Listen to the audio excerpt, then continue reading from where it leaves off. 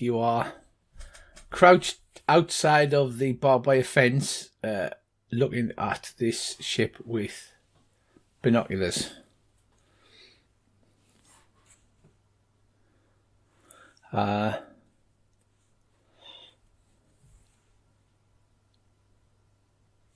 So, who's going to do what then?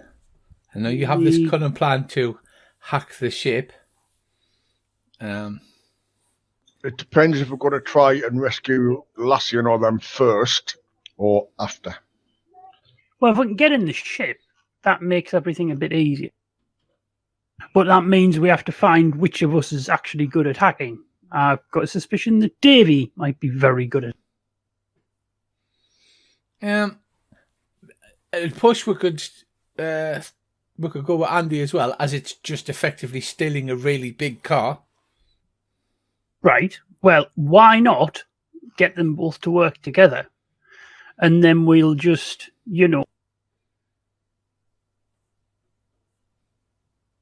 Right, well, you've only got low-tech communicators, your little Nokias. You can't hack the computer from there. So you would need some sort of direct access to the panel on the door, one would imagine. There's bound to be a panel on the outside of the hull somewhere near the iris valves, you would think. In case, like you say, if the ship's crashed or there's been a problem or a collision or whatever and they're in space, and the emergency services need to gain entry. You know, one of them little panels you open and it's got a keypad in it or whatever. Yes, well, you're definitely saying there was a keypad and had an iris scanner on the door. The crewman in the ship jumpsuit had gone up to the iris valve and held his eye up to a retinal scanner and then typed something in the keypad, but he had his shoulder in the way, so he couldn't make out what the number was. So there is a keypad and an iris scanner. There are two iris valves on the sides marked by the little squares. Somewhat roughly, to be honest.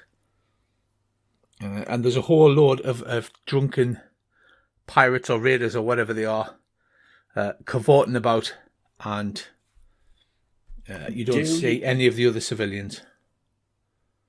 Do you think we need somebody from the ship's crew in order to try and fill that retina scanner? Because I would have thought if we're presuming that like we don't, great, but if we did, it wouldn't really matter whether they were conscious or not, as long as they were still alive.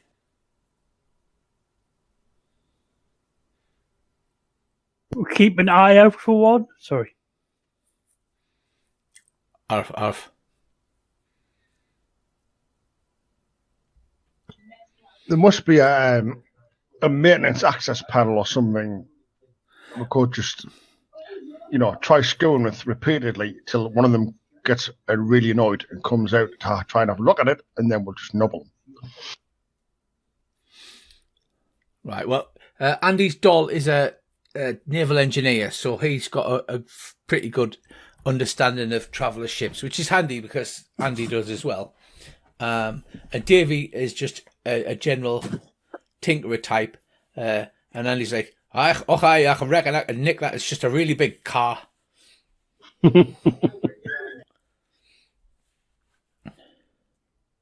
So what's the consensus then? You're going to have to actually get to the ship and get physical access, because your low-tech hand communicators are not going to let you hack into the ship. It is possible to hack into a ship, but it's very, very difficult. We could distract them, but how would you distract them away from the door? Well, who are you trying to distract? The large quantity of raiders are all throughout the camp. They've broken open all the alcohol and the partying and the dancing about. There's whooping and occasionally shooting guns off into the air like a bunch of old drunken hillbillies. No, I think we're safe. I mean, with those, we could just wander around the camp and start shanking them. But I think it's the people in the ship. I mean, is there any guard on them? There's no guard on the ship's iris valves. From the time you've been watching, occasionally one of the crewmen will come out. He will go and speak to somebody near to the scaffolding where all of the locals are tied up, and then he heads back into the ship. There's not a pattern to it, but they're definitely coming out. I say we just walk over there and hack the panel, and then if the door opens, we use the person who walks out as a way to stop the iris close. Once we're in the ship, we're going to have to take it. Yeah, but how do we get to the ship without everybody else saying a pack of dogs? They're all drunk. We just gotta get something over our head and walk in like we own the place. I mean, is there a way we can get closer to the ship without, like, is there a route we can use to get to the ship that doesn't take us through 300 drunken sailors? Oh yeah, you could try and sneak past the church, which has still got the huge tarpaulin on it, and then around the side of the building, and come down past the pump and the water purifier. Sounds like a plan. How long will you need to break in? Long. It's going to be a fantastic roll to hack into the computer once you get to the access point, and it's going to take them probably a couple of minutes, I would imagine. See, a lot of us stand at the door is going to look suspicious. One person standing there is not. So I suspect we all sneak up, then cover him when he walks up to the door from maybe the water purifier. We'll use that as a fallback point. He can then march over and try and hack the door. And once the door's hacked, we'll all charge on board and capture. What do you reckon, Bracy? Could do. I was going to say, because I mean, if you want, we could go on that side, or we could go on the other side, and that would give Overwatch from the top of the church. If you go on the other side, where the red line is, that's where the scaffolding with the oil drums and the explosive is, where where Ernesto and his wife and Lassie are tied up, along with some of the other colonists tied to this makeshift sort of rack that they're all tied to. Did you say explosive? Oh, God. Yeah. We would always set that off as a diversion. Yeah. But aren't there our people tied to it? There's a large improvised scaffold where the horizontal red line is. Muriel, Ernesto, and the remaining crew of the loose boat are standing on it. They have placards on their necks with the word unreasonable on them. Lassie, the Varga engineer, has been stripped, shaved, and is on all fours. There's a pair of pirates patrolling around the ship and keeping an eye on the prisoners. You can see a few others running around and staggering as though drunk. You can also faintly hear whoops, yells, and raucous dance music. Yeah, let's go. We're going to go break into the ship. Then once we've taken the ship, we're going to run out and we're going to rescue the hostages. Is there any way you can rig some sort of white noise device to block their communications so they can't shout for help from the ship? Well, there is only, like it says in the description, there is only a pair of pirates who are walking as a patrol around the ship. There's nobody at the prisoners, but every time they do a circuit of the ship, they come back and they check on the prisoners.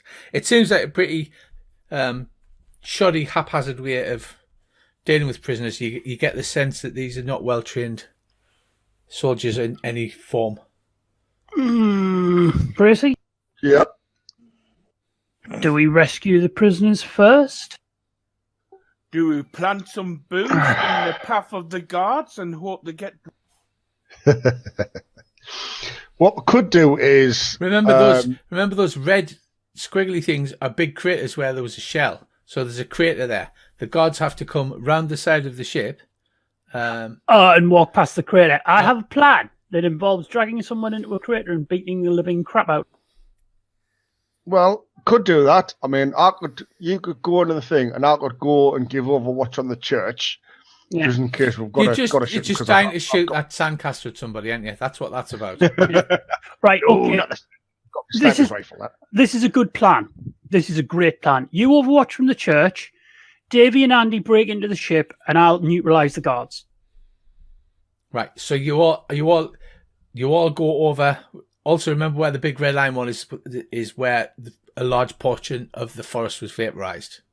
So, are you coming in from behind the church, sort of there? Yeah, but what we'll do is make sure we pick our way through the minefield that we know where, and not just march through. Also, do I have any sort of silenced weapon? You don't have silencer. Bracy tried to make some kind of improvised silencer with a plastic bottle and some water, if I remember rightly. No, it was just a pipe and some baffles. That was all. But it worked reasonably okay. Can I borrow it? Well, if you get in the hole, I can just shoot the guys as they go past the hole. Okay. Right. So let's have some stealthy checks then to get across no man's land, and there's not any searchlights or anything. Again, most of the crew seems to be drinking and cavorting and what have you. We'll take turns with a couple of guys going forward, and I'll cover them, and then they can cover me as I move. But I'll be moving first because I'm heading round the back of those buildings there, and then into the...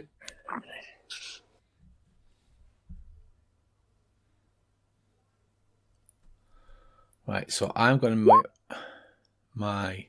to see if you're spotted by the patrol. Right, and I get a 2. That's not good. That is not good. So unless people start invoking some aspects here, there is like you can.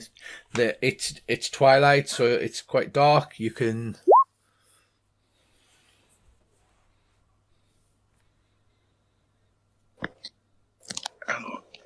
Well, could I? If I spent a fate point, what could I do with that? Because it is quite dark, and I'm heading near the hole. So if I got near the hole, I could like drop in before he saw. Right. Well, you could. Well, so basically, you're going to need to spend 2 fate points to invoke 2 aspects. So, for instance, you could say, right, well, it's quite dark, so it's difficult for them to see us. I spend a fate point and then get a +2. That would give you a 1, and then you would say. Where maybe Lassie spots us trying to sneak past, and so she barks to cause a distraction and spend another fate point to give you another +2. I will do that. I mean, I'm not supposed to tell you all this stuff, but this is the kind of things you can do to influence your rolls. I will do exactly those things quinkadinkly. Right. So as Earl's sneaking past the huts towards the thing, the guards are heading straight towards him. Lassie sees him. She sort of waggles her ears and then lets out a little yip. The guards turn round. One of them goes, "You shut up if you know what's good for you. I'll give you a good hand." And she sort of drop in the hole. Slinks away as Earl drops into the hole. Cathcart. If you're going to need to spend a fate point to invoke either the darkness or the distraction, because you've got a 0. Right. I shall spend a fate. Or you can take it and have the gods start shooting at you. I'll spend a fate point.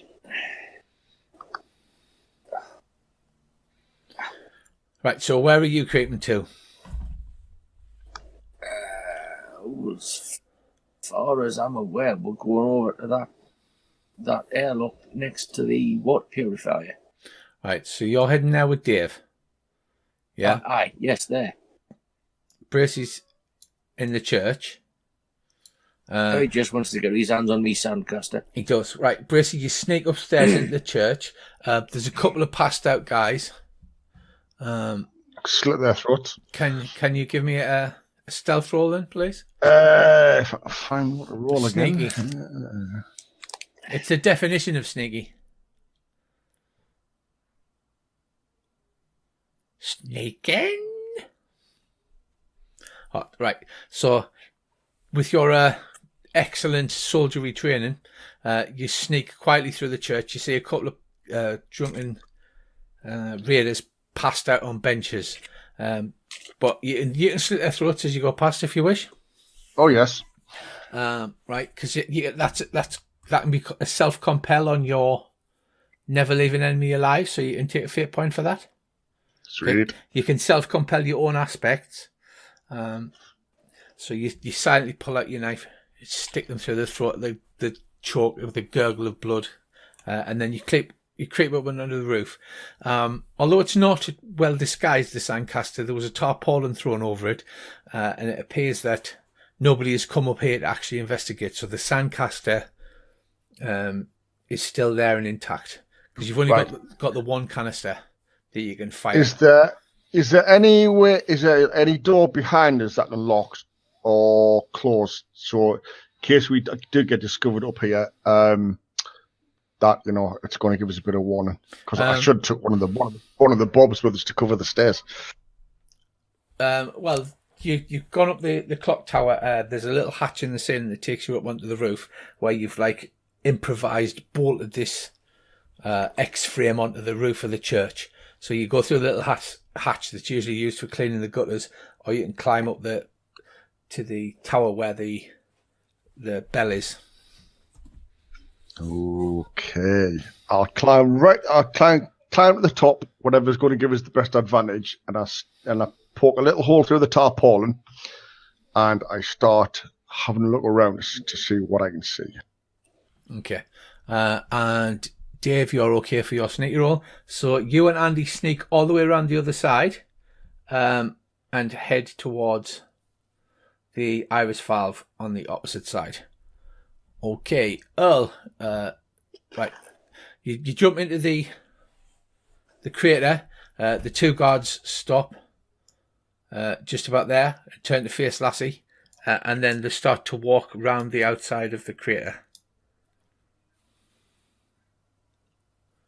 What would you like to do? Right, I'll stay hunkered down. If one of the guards gets close to the crater with his back to us, I'm just going to try and slot him in the back of the head with the silence. Right, I am going to attempt to draw. Oh dear. So it'll be fun. Right, this is roughly the path they take. Oh, no. Oh, ah.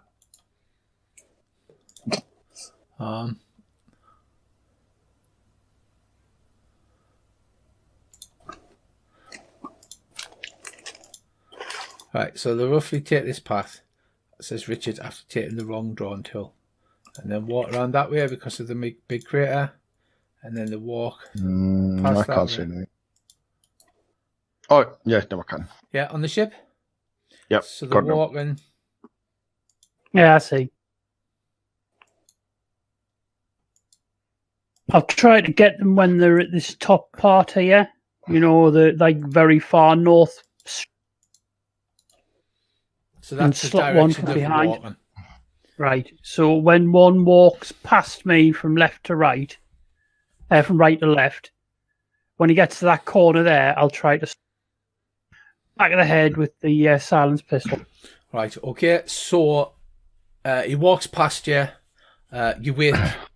You wait a few seconds. He walks up past you and make a sneaky attack, please. And as Earl's be really careful. Okay. Careful is aiming. Yes, you can aim. As Earl's doing this, I'm going to draw bead on them from the tower. Right. It's just a difficulty in note because he's not aware of it. So basically, you succeed. You can take him out. Do you want to kill him or you want to incapacitate him or? Oh, I want him dead, through the base of the skull. Right, there's a foot noise, and there's a spray of blood, and the guard drops to the ground dead. Right, I'll grab his legs and drag him into the ditch. Right, so you grab his legs and basically you say, I'll drag the first guard into the ditch. What's the other guard doing? Has he heard anything? Or he is about to roll now to see if he has heard anything. And I am going to give him...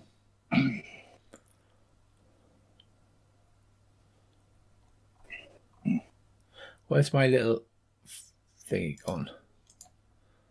That's the question. Haha, there we go. I nearly did it, but I thought, no, I'm not going to antagonise the GM. Did what? Oh, wow. And as per usual, the dice favour the GM. No, he's completely oblivious to it. And you just see him walking around from the bottom end of the ship and heading up towards where it's marked on the map as X for the mining layers, where it used to be.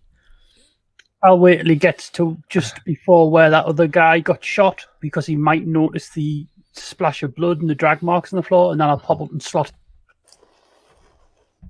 and I'm still aiming at him just in case all misses. Right, okay. So Good man.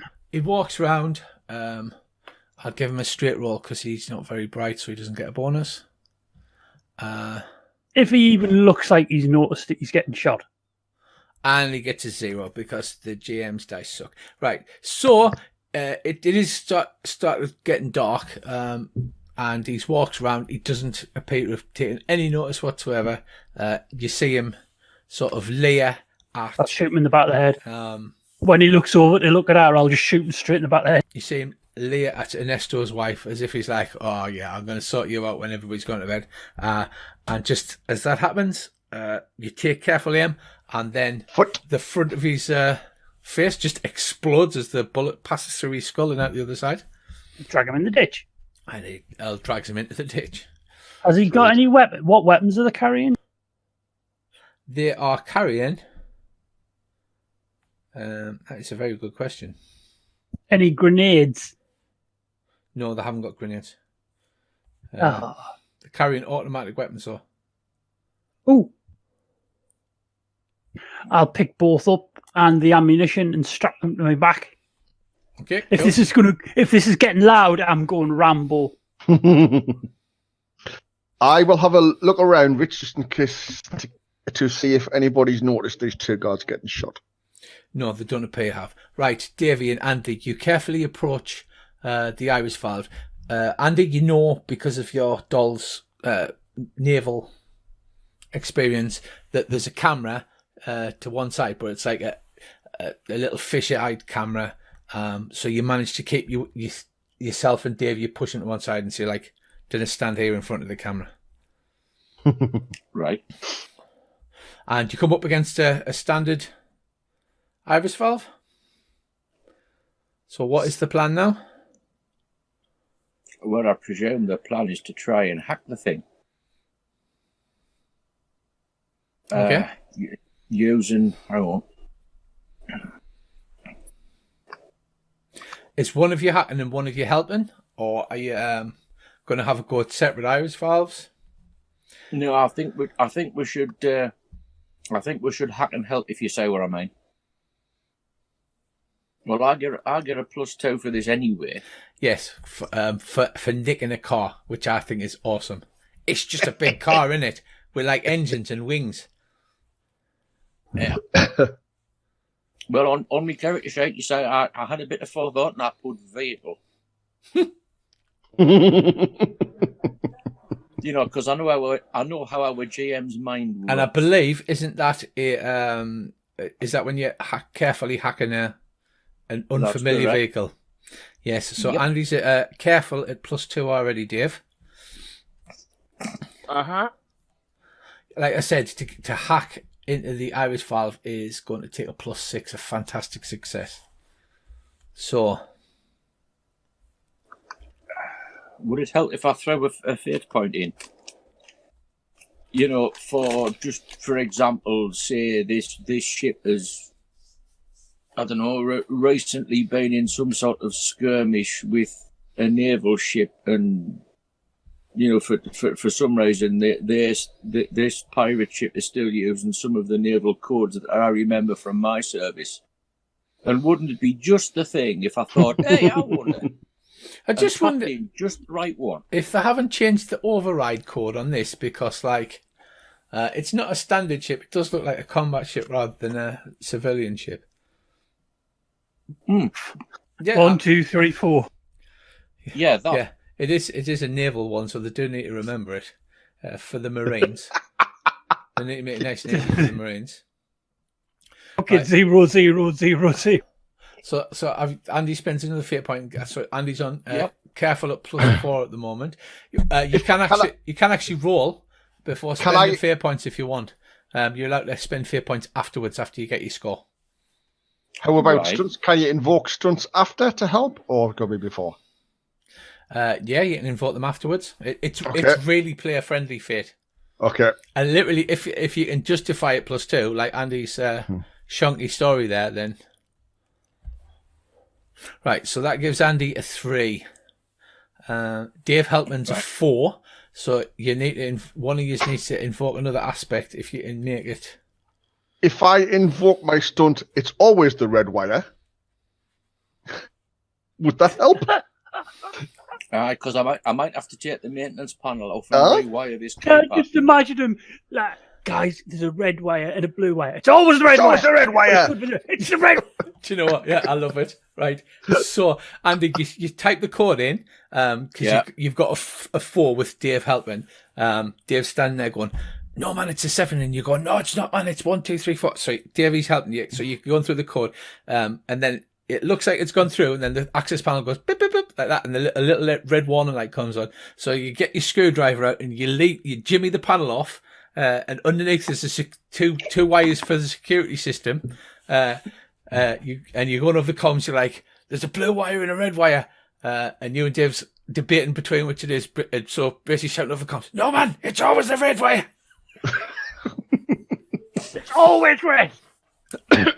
So with this a little snip, you pull your little snips out.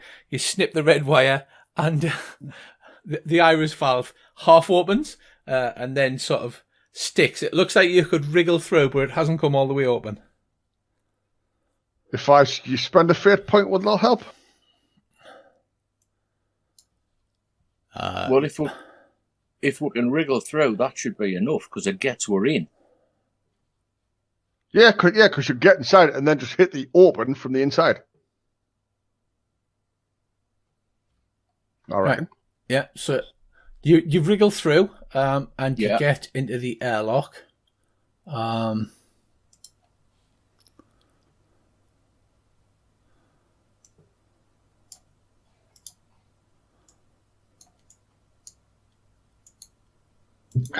Oh, awesome.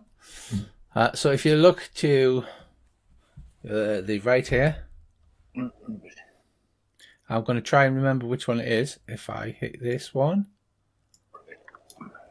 is that zoomed you in? Oh, no, hang on, not exactly.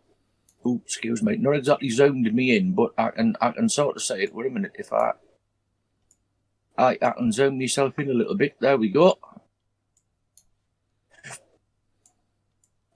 Right. We need to make this a little bit smaller to fit in this.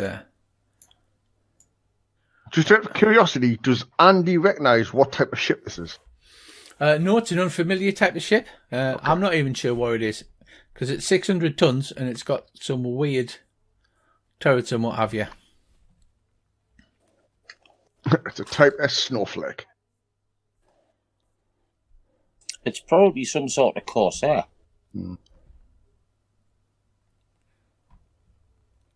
And they're some of the most lashed together bits of shite you'll ever come across. Oh dear, we're going to break it, aren't we? What would be the average crew complement, Andy, for a 600-ton ship? In estimation. Ooh, off the top of my head.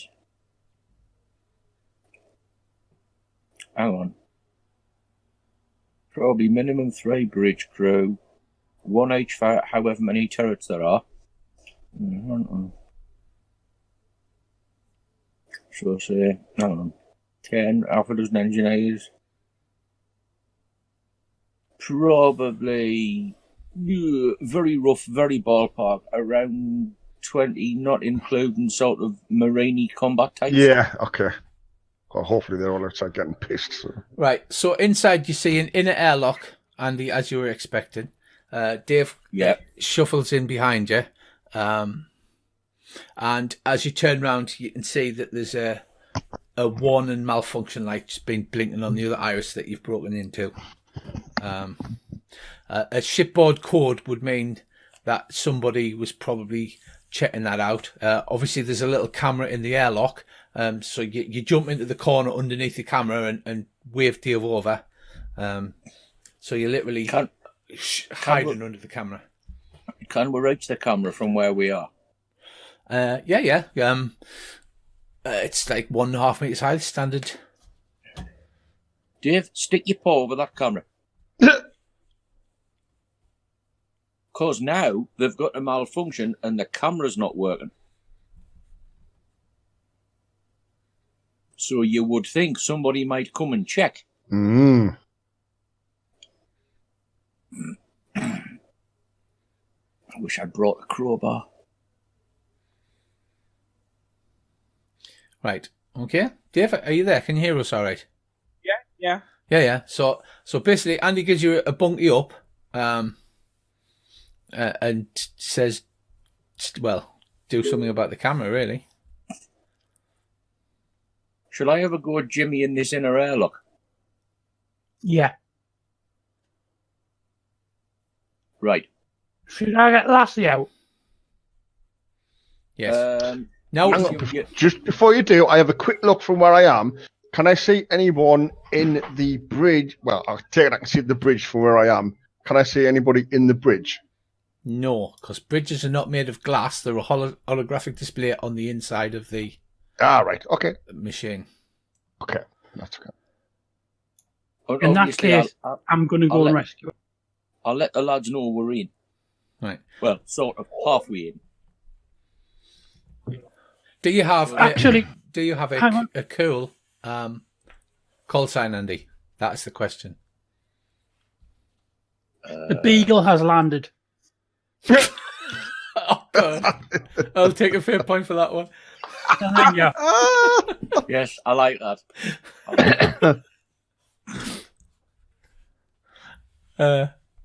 Right, okay, there's a short bark of laughter from the other side of the communicator. Right, so, Brissy, you're just sitting on Overwatch. Right. And Earl, it's up to you. You've taken out the two patrollers. There's a few drunken pirates lying about nearby, but they look like that they can barely see, let alone stand.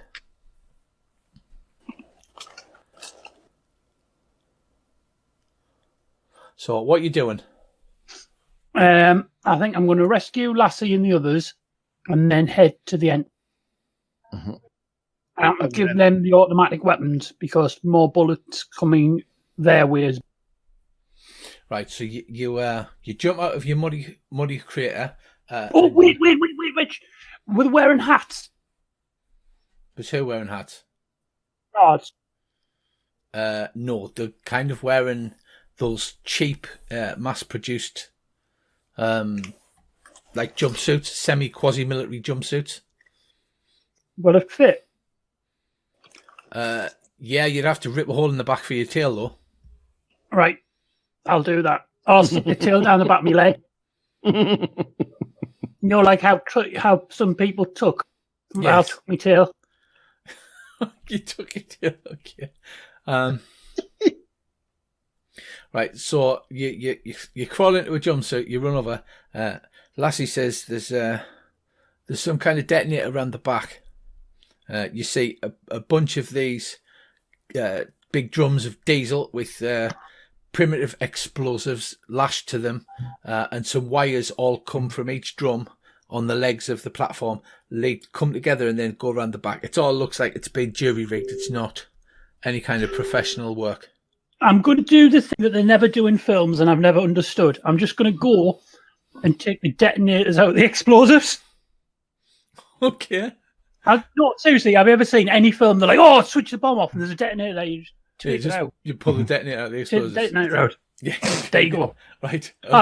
I'll be like, I'll pull the detonator out of the explosives. And then you cut Lassie free and Ernesto and Muriel. Yeah. And like, Oh, thank you for coming back. We were really worried then. Thought it was have a all go. going to go. Yeah, all right, thank you. What are we going to do now? There's a bloody great ship in the middle of our camp. We're going to take the bloody great ship and use it to get rid of the people who are trying to steal out this.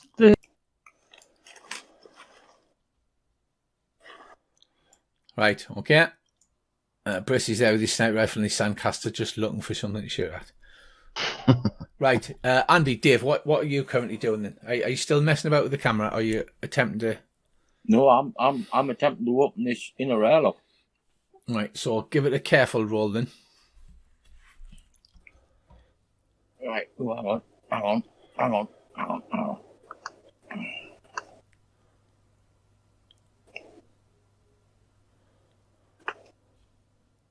Nice. +2. Yeah.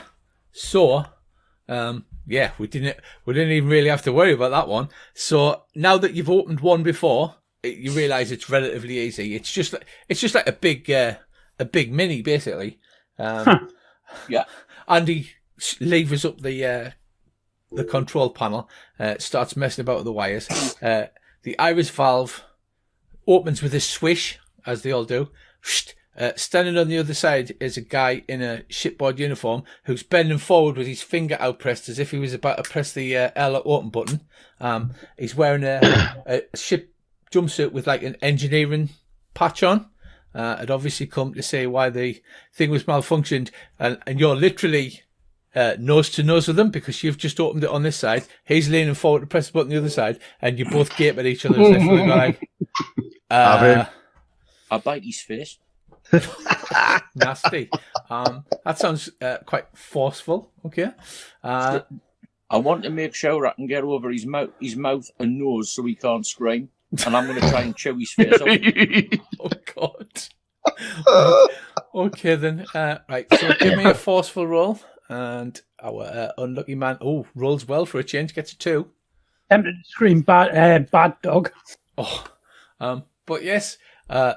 Right, he goes eep, and you see him going for his gun. He's got a standard snub pistol, the standard shipboard weapon. He takes his eyes off you for just a second as he looks down to go for his gun, and you grab him round the face with your jaws. Yep. And I bite him properly. Drag him in the airlock. Yeah. Drag him Have a in the good airlock chew. Right, and shake him about a bit like a wolf would. while going. Okay, Dave. Andy drags this poor, unfortunate engineering fella into the airlock by his face, blood running down his chin and soaking his fur. And I point to Dave and I point at the bloke's snub pistol. You know, like, take his gun, I'm biting him. I'll take the bloke's snub pistol then.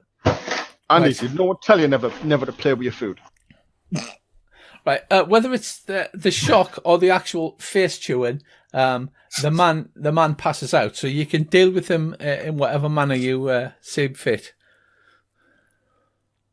I'll break his neck. He collapses to the floor. So are you doing it like, are you holding him in your jaw and then like wrenching it like action movie style, or are you just going to drop him and then stamp on him more? Oh, no. I've still got hold of his face. I'm going to, flick him and you hear his neck crack. Ew. With a sickening crack, Yeah, that's the one. Andy throws the limp body of the engineer to the floor. You say, I'm an engineer, we don't need another one. It's true. Right, so now Right, you look.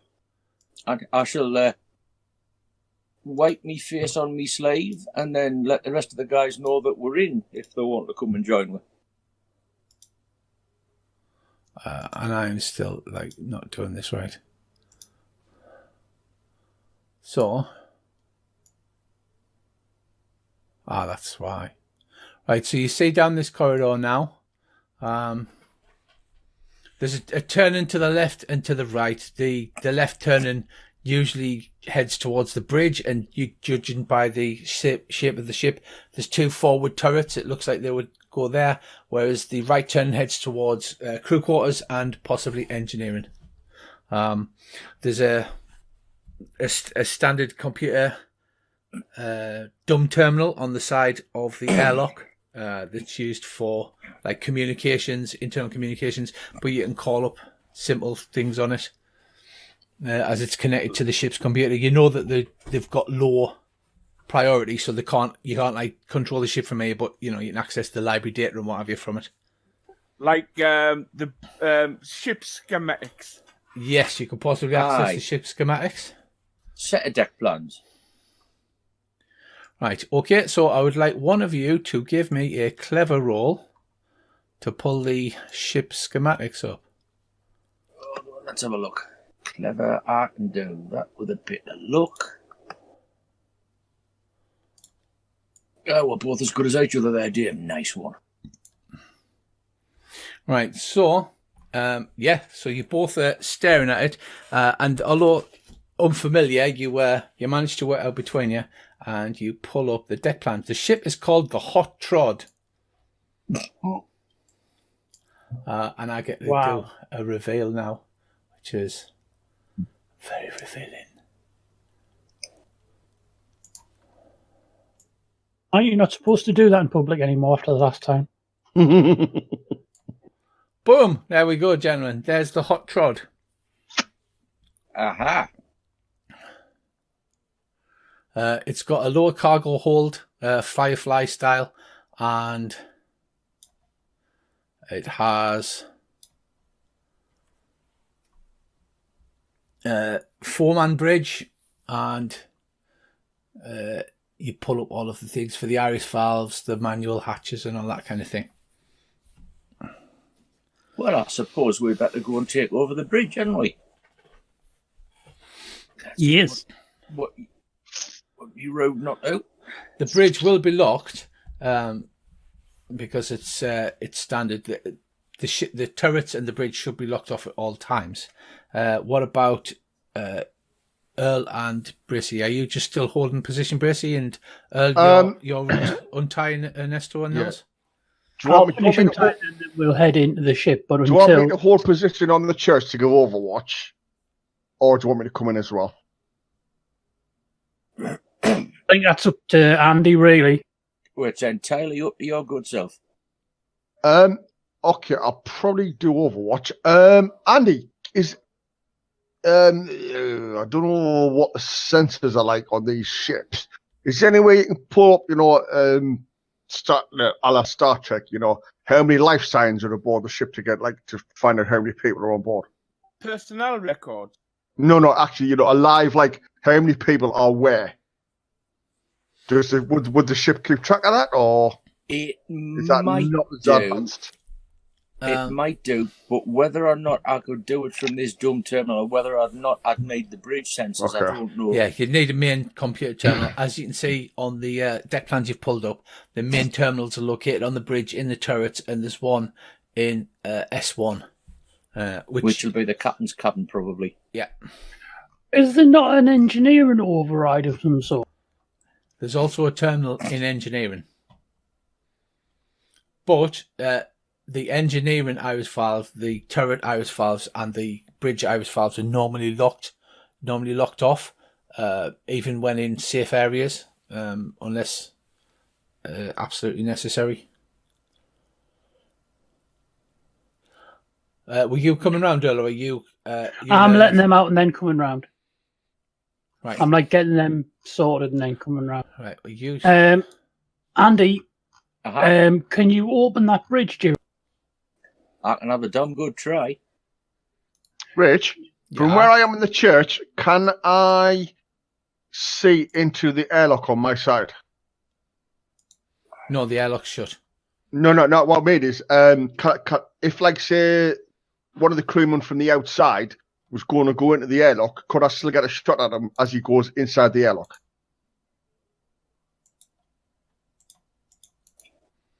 Right, I'm confused. Hold on. If there was somebody going in the airlock, can you shoot at them? If there's somebody going in the airlock, could I wait till he's gone through the first set of doors, shoot him in the back so he falls forward, and then hopefully the airlock will close behind him automatically? Probably. Okay. Is my answer to that. Okay. Right, so you and Dave are standing here. Yep. You radio Earl, but obviously the iris valve needs to be opened. But now you're on the other side, you can open it from this dumb terminal. Right. You know that should cause an alert on the bridge. To say that the iris valves have been cycled.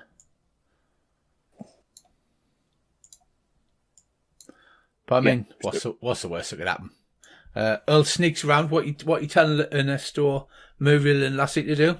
Lassie's shivering, obviously, because she's cold and she has no fur left. We're going to get on board the ship and kill them all.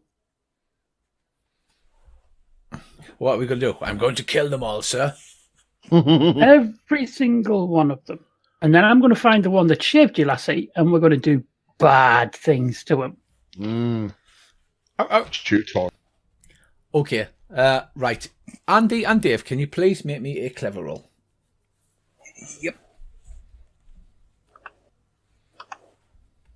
Nice. Very nice. Right. Both of you can hear coming from the corridor in the direction of the other airlock on the opposite side, the vague sounds. Usually shipboard walls are set for sound dampening so that people don't drive each other crazy. So it must be incredibly loud, but some kind of orchestral music, as if you're listening to a great, orchestra playing a number. And as the crescendo builds, you can hear the volume getting louder and louder and louder. That captain's a nutter. Yeah! Well, while he's listening to Wagner, oh, that's a fair point. Why don't we nip round and get the bridge open? I shall just... Yeah. Oh, that's gone a bit weird. It has gone a bit weird, hasn't it? Yeah. But I shall quite happily take my fate point, and then... Oh, bloody thing. Right, that's it. Yeah, well, while he's otherwise occupied, why don't we nip round and try and get the bridge open? Because if that's what we can hear, he's not going to be able to hear us. He probably wouldn't hear us if we dynamited the bloody thing.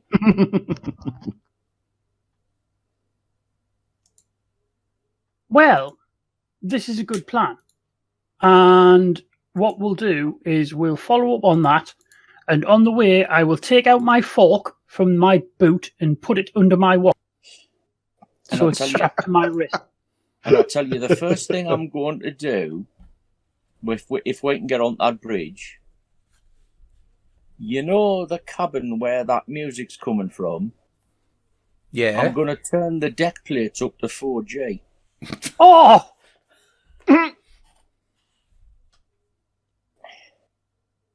That'll fettle the fecker.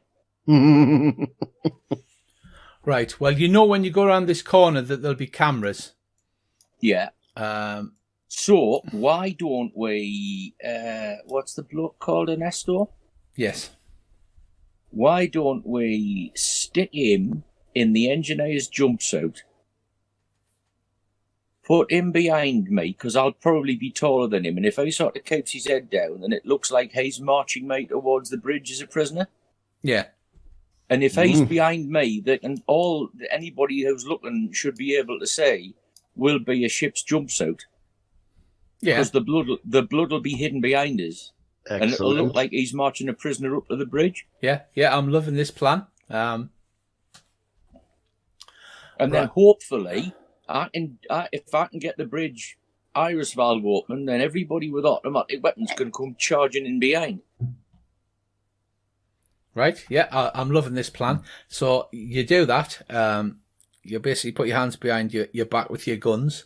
Ernesto comes behind you with the jumpsuit, and you walk towards the bridge. Then you get to the T-junction. The little red light on the camera above the iris door to the bridge. The camera swivels round so it's watching you. And you hear the radio that Ernesto is carrying crackle into life. And he says, Tony, what's happening? What are you doing with that Varga?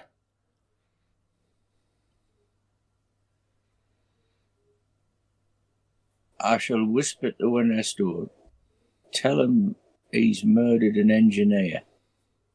Tell him it's murdered an engineer. Just like mutter it a bit. Right, he has a go at a deceitful. Poor Ernesto has a go at. And while he's doing that, because I presume he shoved me right up against the wall. So I'm sort of very handily covering the maintenance panel for the iris valve. I shall have a go Jimmy in that while the guard's whoever's talking to him is not completely sure what's going on. Ernesto's not traditionally trained in acting, but he does his best and he has a go. And because it's James' run, it's going to be terrible, isn't it? It takes a few seconds for my roll to show up. It's really weird. I was in earshot of this yet.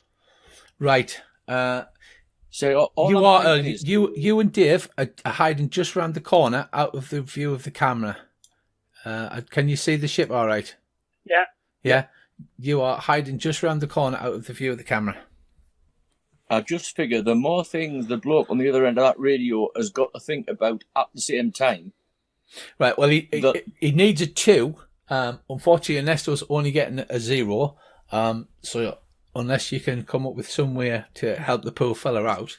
I am going to help him. I have a cunning plan. Good man. God, okay. I was just about to pass him a fate point. From around the corner, I'll say, Ernesto, act like the radio's broken and start when you're talking. Oh, okay. And I'll give him a fate point. Spend a fate point. Right, so Ernesto starts giving it the old up, and then he pulls the radio out. Obviously, he's still behind Andy, so you can't see his face, and he's tapping the radio and then pointing at the camera. I'll turn on the radio to Bracey and say, boring conversation anyway. It's a boring conversation anyway. And then you hear that same voice come off the radio and goes, "What, Tony, I can hear you fine on this end. It's got to be your bloody radio." Oh, Christ's sake. And then there's a shh as the iris valve. Oh, this is going to end badly. What the iris valve that I'm stood in front of? Yes, yeah. It slides open. And there's a bloke the other side of it. There's a bloke standing where the letter B is, because he's just walked over to one of the consoles and pressed one of the holographic buttons to open the iris valve. Like a dog, isn't he? You're standing in front of it. You've got your arms behind your back, so he's assuming that you are some kind of prisoner. So he hasn't moved or drawn his gun yet. I shall bound forward and bite his face off. Okay, subtle. As soon as I hear the screaming, I will run forward into the room. Make a forceful roll. Right, and he bounds forward. His jaws snap out. The guy realizes he's not bound. His eyes go wide, and he tries to grapple with you. Right. I'd best leave the character side up for now. He just manages to hold you back. Your jaw's like literally snapping right in front of his face, and he starts screaming, "Tony, he's got free! Shoot him! Shoot him!" Like holding your bait, you're literally missing his face by less than a centimetre. Right, so he's concentrating on the white enamel snappy things that are right next to his face. He is. He seems, in fact, possibly too overly concentrating on them, to be fair. So hopefully he won't notice it when I raise one of my back paws and kick him in the nuts. Right, go ahead. That's another forceful roll. Give me a forceful roll, please. Right.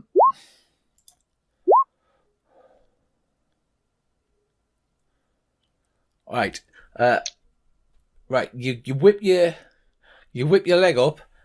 He just catches sight of it, and again manages to turn himself so that your leg hits him, but it doesn't seem to impact him. Right. What are the rest of you doing? Because he's going to attempt to punch Andy.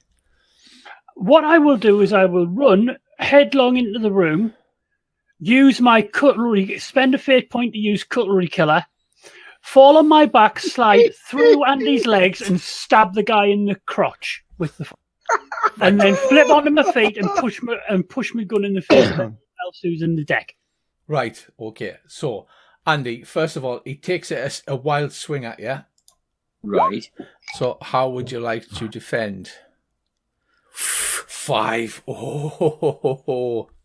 And I'm going to spend a fate point to give me a +2 for his desperate struggle as he is trying to survive.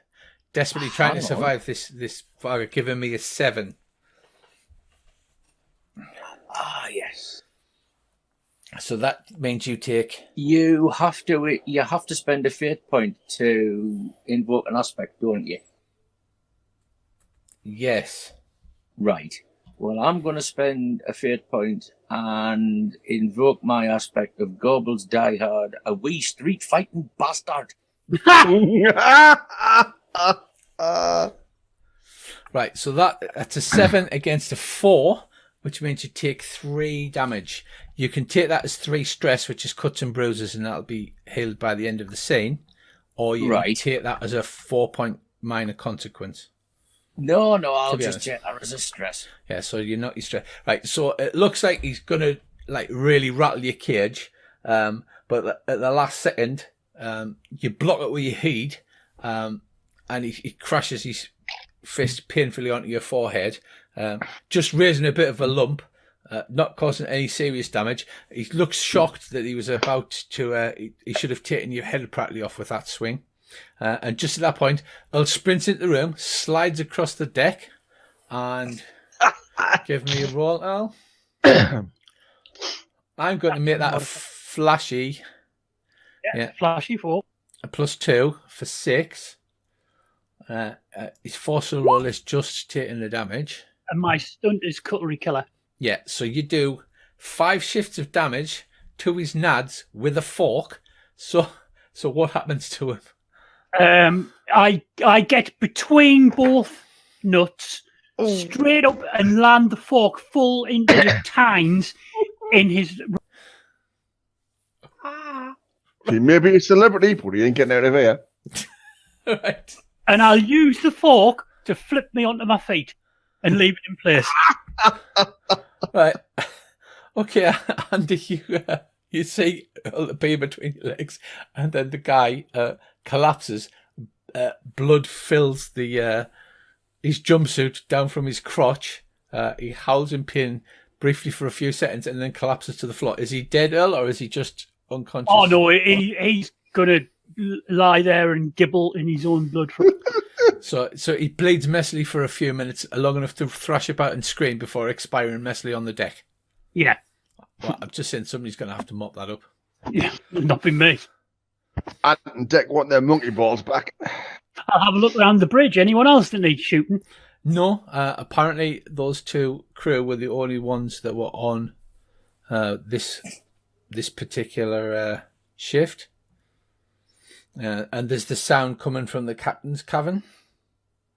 Right. Can I get on one of these terminals? And is there by any chance something that will tell us who's where? I know on some ships it goes off the little communicator you wear on your shirt. Yes. In generally it does, yes. There's obviously the camera systems you can look through. Right. You could get, because there's 4 terminals, you can get other people to help you. Well, Dave particularly. I don't know, Earl, how's your computery thing? I'll stab it. Earl pulls a foot and just starts stabbing buttons. Am I helping? Dave, do you want to help? All right, I'll check the cameras. So who's the cleverest then? Because presumably whoever's got the most clever should roll, and then the other person will give it a plus to that. I've got 3. So that. Right. So it doesn't matter who rolls in. Whoever rolls. Yeah. Doesn't matter at all. So it's a roll. Clever, Dave. So that's a 7. So that's a reasonably good success. Right. So you go through all the cameras, and I don't know, some of you might know how a travel ship works. The displays are holographic and you can configure them the way you want. So basically you pull the deck plans up, and as you go, Dave goes through the cameras and he taps the deck plans to mark points of interest on them as flashing holographic displays. The only person that's left on the ship that you can see is there's a guy in engineering who's busy tinkering about with the jump drive. There's somebody in the captain's cabin, but you don't have authorization to view that through the camera, because obviously you need a captain's override to get into the cabin. Yeah, but I wonder if I need a captain's override to turn his deck plates up, or turn the air off. Well, it won't matter turning the air off, because that area where he is, it'll not be sealed. I don't know. You're the expert. What we should do is get Bracey back inside. Yeah, that would be a good idea. And if I then turn the deck plates of the captain's cabin up to something like 5G, he won't be going anywhere. We'll set Bracey on him. Bracey! Right, I would say that would be a +4 success to break in. It's quite difficult to break into the captain's cabin, but it is possible because you can override it for emergencies. So, Andy, you would know that because of your Dolls Navy training. Again, Yes. Dave can help you because you can both get on terminals. And Earl can just casually stab the body on the floor with a fork, I guess. I want my fork back. And I think we ought to try and do this cleverly and take our time and not mess it up. Right, so Andy, you give us a roll this time. Dave's helping you for another +1. Right. Oh, God. So that's a 2. Unless somebody can invoke an aspect of like naval training. Dave's got a gadgeteer thing. Oh, that would spend a fate point. You're running out, though. Yeah, Dave's got plenty. That's what I'm saying. Dave, you've got a gadgeteer thing, haven't you? Have you got anything that could help? Yeah. I invoke my gadgeteer. He's cannibalised a calculator. Yeah, the Nokia's got an app for it. Right. So Andy's messing about, and it keeps flashing up on the holographic display. Access denied. Access denied. Dave goes, hang on a second. Pulls the back battery casing off his Nokia. Puts some wires in. Jams it underneath into the console somehow into the high tech holographic display. You hear a faint whine as the deck plates in the captain's cabin goes up to 5G, was it? 4G? Yeah. No, 5, just to be on the safe side. Right, okay. There's a faint whine of the deck plating compensating for that intense amount of gravity that's suddenly inflicted upon that part of the ship. Right. Now, with a bit of luck, that'll keep that bugger in there, out of our road, while we get the rest of this sorted. Well, Do you want me to have a wander down to engineering? I was just thinking that, and we can obviously open the iris valve for you when you get there. Right, me and the I'll take Lassie with us and give her one of the weapons that these guys are carrying. right. And the other 2 guys have got automatic weapons, and tell them to, if anyone comes out of the captain's cabin, just to hose it down. Right, okay. And me and Lassie will head to engineering. Andy, Yes? quick question. The turrets on the side of the ship, Yeah. what's their normal swivel angle? Is it 180, 90? Or are the forward fixed? Or can you determine just by looking at them? Those ones swivel basically in an arc all the way on the left-hand side of the ship. So they can fire straight up, down and forward, and then all the way around the outside. Oh. Can I just say, Richie, that is stupendously a bad idea to do that with Bracey in the group. They have safety interlocks to stop you shooting the wings off, but other than that, you've basically got half the ship arc. Yeah, basically. So, While they're doing this, the Richie, arc's like that, basically. yeah. And of course, there's a turret on the underside of the hull, which will be very, very handy for point defense for the ground. Yeah, the underside of the hull turret's got 360 degrees. Again, it's got safety interlocks to stop you shooting the legs off the ship. However, Andy could probably override that if you felt like shooting the legs off the ship.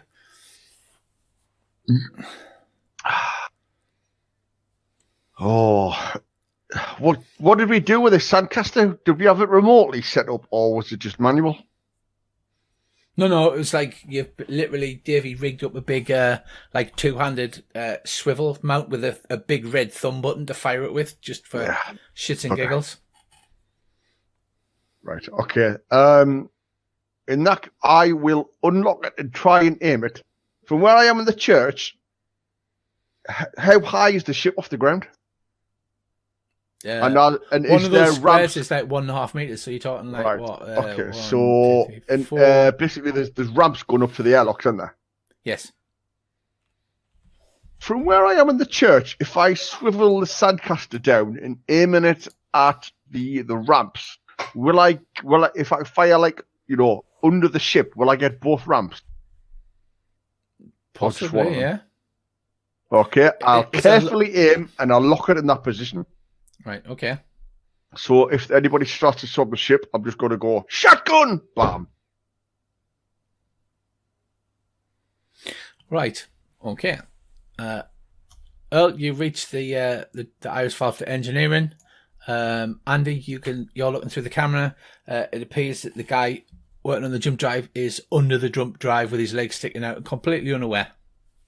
I'll walk over to him and stick my gun into his testicles and go, do we need to do this the hard way or the easy? Yeah. What? Clunk. Ow. As he's obviously jumped. And he goes, who's that? Stop pissing about. We're the guys you came here to kill. I surrender? Good call. I'll take it he's on like a wheelie thing. I'll drag him out and make sure if he's got a gun, I'll take it off him. Right, so you lead this medium build guy. He's got the tattoos, the teardrops from the eye. He's got tattoos around his throat, on his knuckles, and he's in one of these ship's jumpsuits. Again, it's obviously a ship's jumpsuits, but it's like the generic version you would buy from an Army and Navy store, not like a proper combat uniform. I'll make sure he's disarmed. Is any zip ties around here, or the space equivalent of space zip? The space zip ties, yeah, it's engineering. There's all I'll sorts of space weird zip ties wrists together and then take him to the bridge. There'll be a staple gun. You can staple his hands together. No, I surrendered. I'm being nice to him. I'm not an animal. I'm actually an animal. But that's he's a dog impression. Anyway, let's go. Ask him casually, what's the captain like? The captain's mad. Mad as a How bag. mad? He walks round the ship with a holographic symphony playing and with a baton conducting to things that only he can see. Not at the moment, he doesn't. I'll act like that isn't something unusual in my experience. I belong to clubs in London, proper gentlemen's clubs. Mad people are just. The exact words are: he wanders through the ship, wide into his hood glasses and headset, conducting Blarshey's triumphant symphony in D flat minor. Oh, The gravity you've got on, he's going to be very flat. right. I'll head back up to the bridge and I'll turn around to Andy and say, "Can you find the music library for the ship and change the pitch of that to A sharp?" I can try. I can certainly try. Because while we're not squashing him, let's mess with his brain as well. Aye, and while we're on, we might as well see if we can isolate his console. Good idea. The engineer might know the access codes. I'll turn around to the engineer and go, "We can do this too. Ignore the guy who's bleeding to death on the floor. Right, we can do this two ways. I can take a fork and torture you until you do everything we tell you, right? I am literally a master with a fork. I can do things with a fork that Gordon Ramsay wouldn't believe. Or He you fought can and just frightens me. cooperate and you get to be alive and we won't do anything bad like dumping you out the airlock or anything like that." He says, I surrender, mate. I'll surrender your... I'll tell you whatever you like. Okay. Refresh us on why is a hero?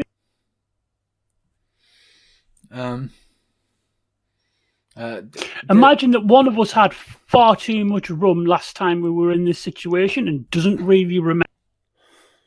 The ladies told us that if we get rid of all the colonists, that this will count as our parole, so we won't have to serve our sentences and we'll be left to a new life on this planet. All we got to do is get rid of them locals.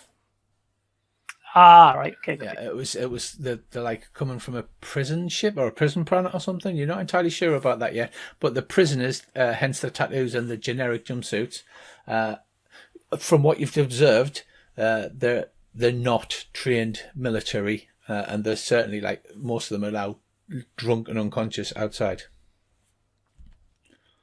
Ah, okay then.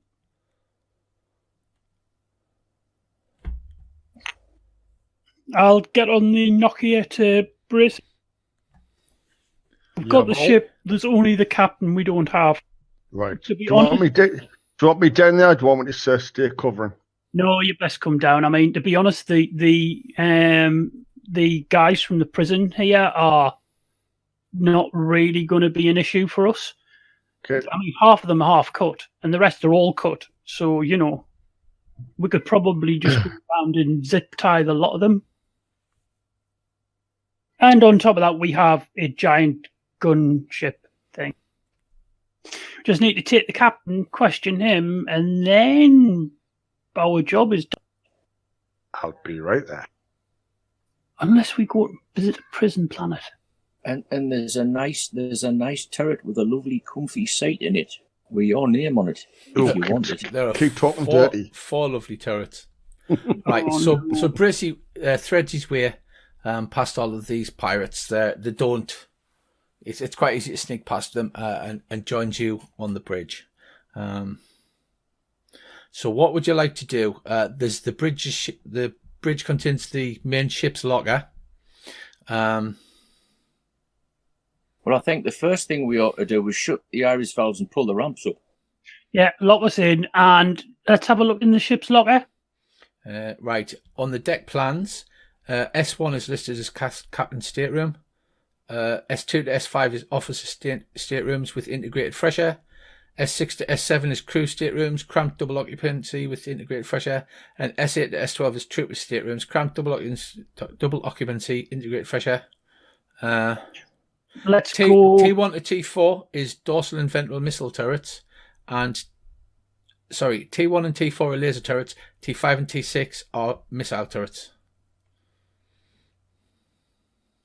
Do they have red buttons we can press to make things go bang? Yes, big bang things.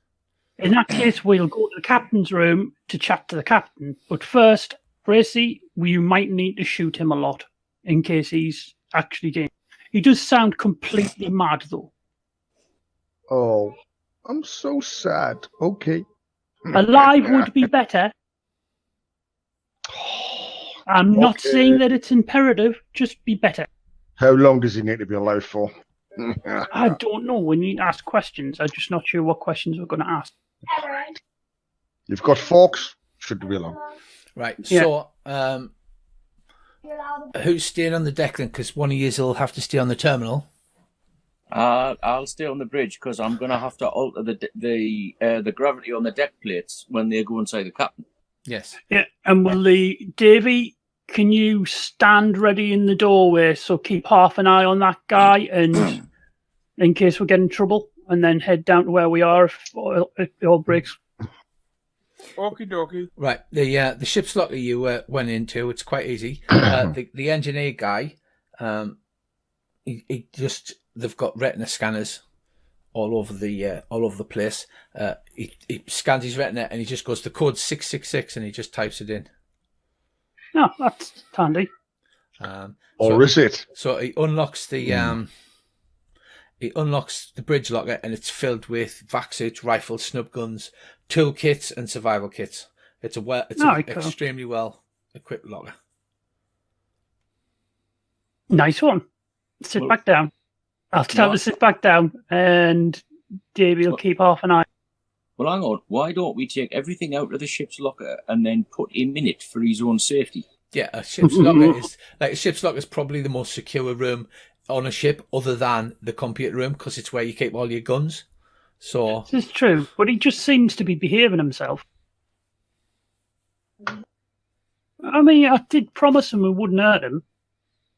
Well, that's fair enough. Yes, but I didn't. Come on, we need to be nice to prisoners until they do something wrong, and then you can eat them. He's breathing air. That's wrong in my eyes. But never mind. We have a limited amount of that. Right, I'll go. That other engineer was quite tasty. Oh God. Well, the other guys stuck around. Methinks you're getting quite used to this, biting people's faces off. I do like the whole dog thing is pretty cool. Right. So Can we get the engineer to override or access the CCTV or whatever it is in the captain's cabin? No, he can't do that. Andy's better at it than him, as is Dave. And it's like the most secure place in the ship. For that, the captain ideally has control of all of the other places.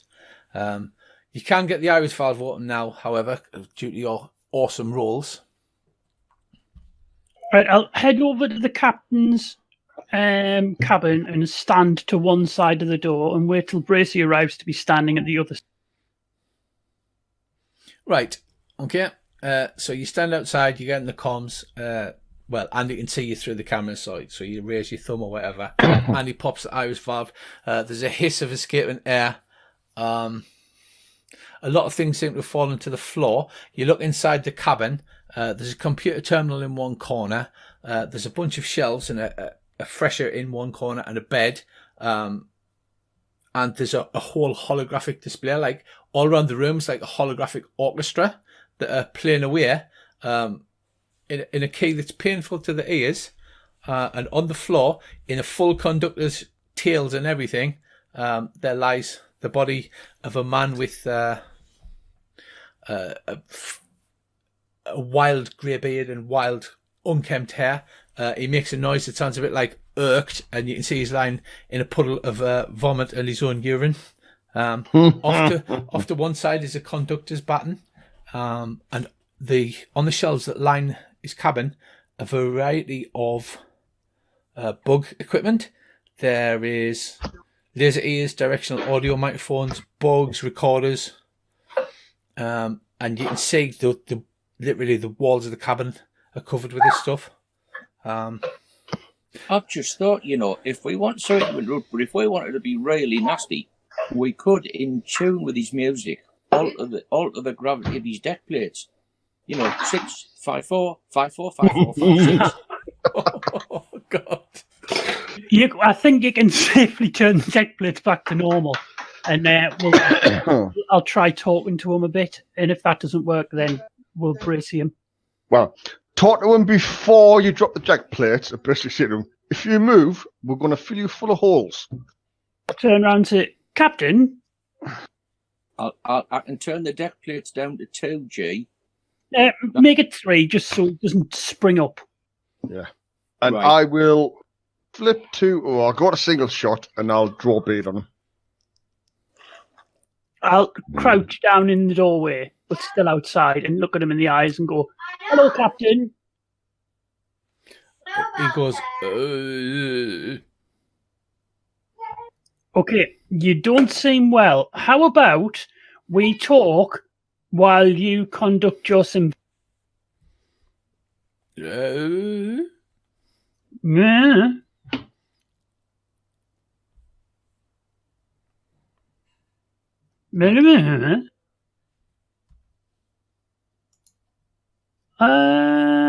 Roll 20 just crashed.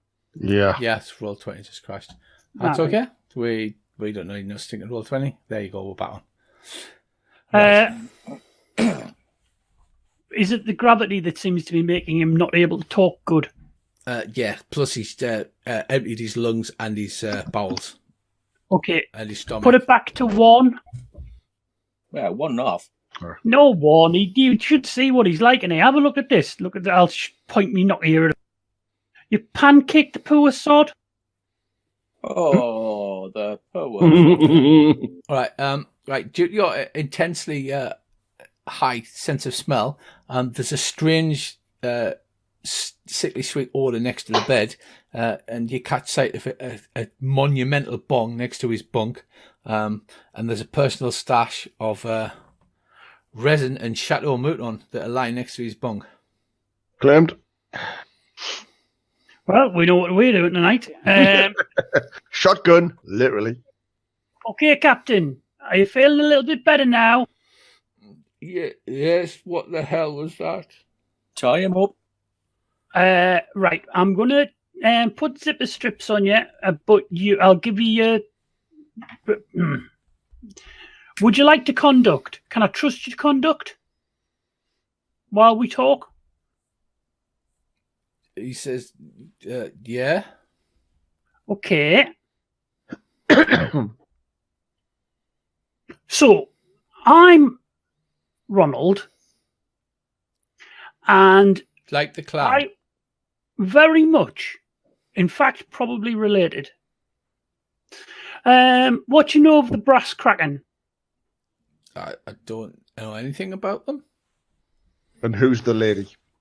Yeah, who's the lady? She's the one that gives us our orders. She's the one that's in charge of the Scrope for correctional facility. And how did you become captain of the ship? I've got the most experience flying ships. And what's with the collection of bugs? Right, at this he looks shiftily about. He's like, you just can't trust people. You have to bug everywhere so that you can keep an eye on them. I'll turn round to Bracy and say, at least he's on the same wavelength as we are. So, Captain, this has gone a little bit pear-shaped because we've captured your ship, captured your crew. There's a few drunken idiots going around outside, but we're going to mop them up if we want to. We're a bit of a loss of what to do since you've blown our ship up, so this is our ship now. But what are the consequences for you guys failing your mission? We'll definitely go back to jail. We were told that we'd be rehabilitated on this world if we succeeded. She'll throw away the key. We'll be gone. You didn't by any chance bug our office, did you? He looks at you like, and then looks about. He goes, "I haven't bugged anywhere." You get the impression that not only this bloke a habitual drug user, he's absolutely mad as a hatter and paranoid. Well, I'll turn round and say, I had a cousin, right? And when we were at school, all he ever wanted was to be a professional bugger. So I think you and him would have a lot in common. And he would have definitely bugged her office. You've got that look. Can I make a clever roll as if I'm psychoanalyzing, even though I'm not? Yeah. He says, no, I haven't bugged anywhere on the ship. But her office isn't on the ship. He says, I don't know where she is. We just get a tight beam signal. Tight beam? And did you have to be local to send a tight beam? It depends what your transmitter's like. Not necessarily local. Are you local? Usually you've got to be in system. Well, if that's the case, I have a cunning plan. I mean, technically you could shoot a laser across the Third Imperium, but it would take several thousand years to get across there. But Yeah. What I meant was she doesn't necessarily have to be on the same planet. Yeah. Not like as in that local. But Just in system. Sorry, go ahead. If they get messages from her while they're on the planet, she's in the system somewhere, probably. When was the last message you got from her? It was about 4 days ago. Were you in system then? Yes. Smashing. Right, Andy, No, as you're poking about in the computer, as you do, because you find out that the Hot Trod is a Vengeance-class commerce protection vessel manufactured by Akis of Zemlin, Core 2115, and operated by Graham Security plc, who has a mortgage from Shame Reality and Finance. So it's an actual finance chip. Right. I don't know what any of that means. Oh, while you're there, Andy, can I just suggest you keep an eye on the cameras outside the ship? Ernesto says, I'm sorry. I'm sorry to butt in because, you fellas know what you're doing. That's what we pay you for. He says, but these fellas ain't just like pirates and raiders and things. These are working for some government people. He says maybe we should take some of this down as evidence because we've got a legal right to sue whoever this Scrope Correctional Facility is. And who enforces this legal right? Who are you speaking to? Ernesto. The Imperium. It's What you mean? Imperial law. Wait a minute. We're on the right side of the law. Aye, yeah. Aye, we are, aye. Wait a minute. Quick meeting, guys. Put our heads together. Something's wrong. Well, yeah, the easiest thing to do is to bung a hollow crystal into the ship's computer and record all this, all the background, all the information we've found out, and just leave it running.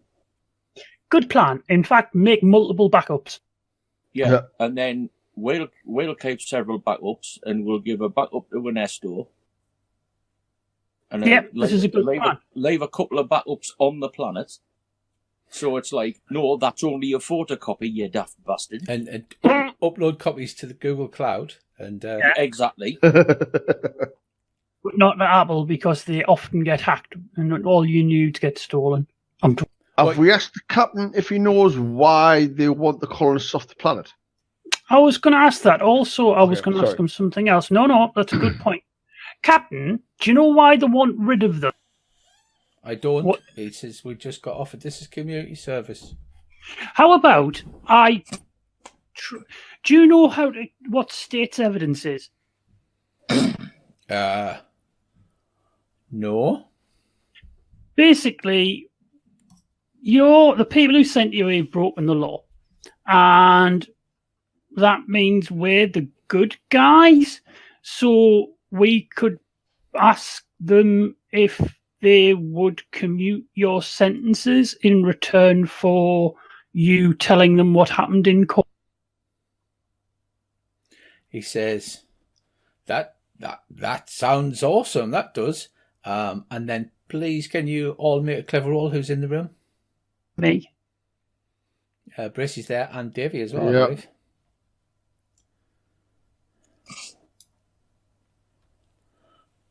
Right. It's well, not you, Flea, but Earl and particularly Dave. Your argument seems to be persuasive. He seems to be coming round and like smiling as if he's found a way out, and then he sort of goes like that, and one of his eyes blinks, and you just notice one like a tiny little blood vessel burst in his eye, and he's like, "No, I can't do any of that." Ah, right. Well, I suppose that's a good point. Yeah, no, you shouldn't. It was worth a try.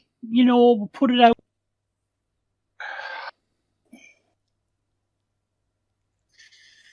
Anyway, we're going to lock you up a bit, and I think what we'll best do is once we've got all this evidence, is we'll hide the ship and wait in ambush till they come and try and find you.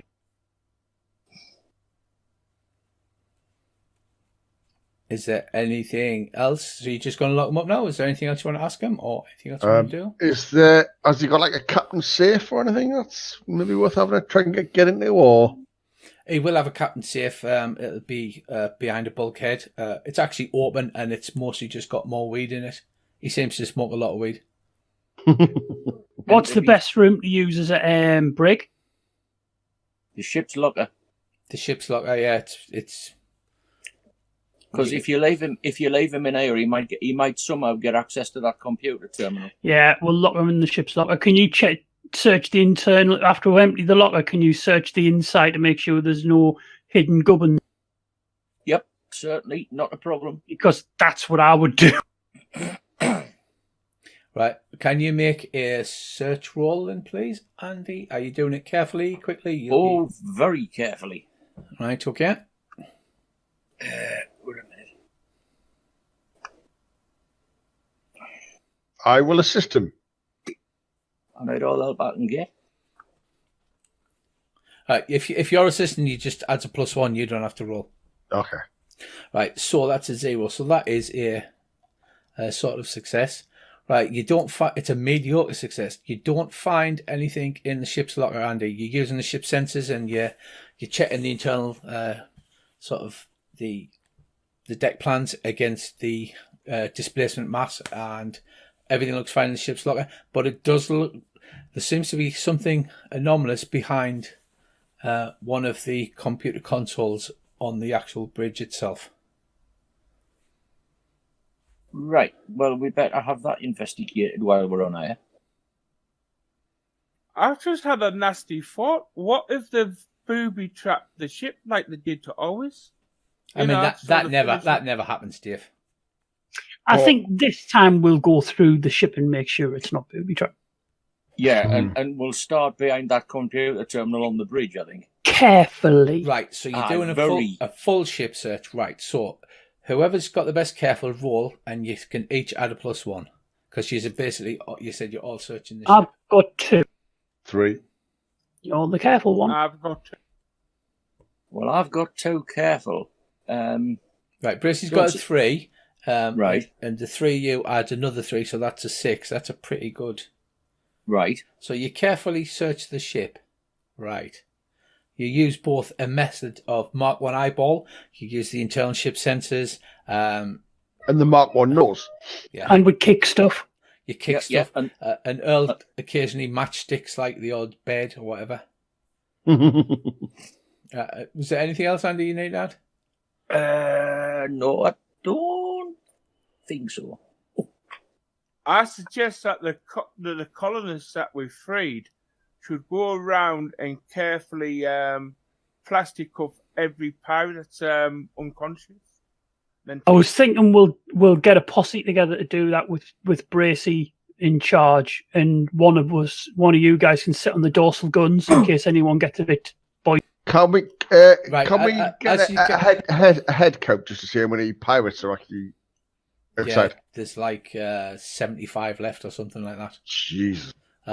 Inside the cargo hold, you see that there's literally been fold-out beds being cramped together. The place has been used like like an emergency stateroom, basically, to pack everybody in.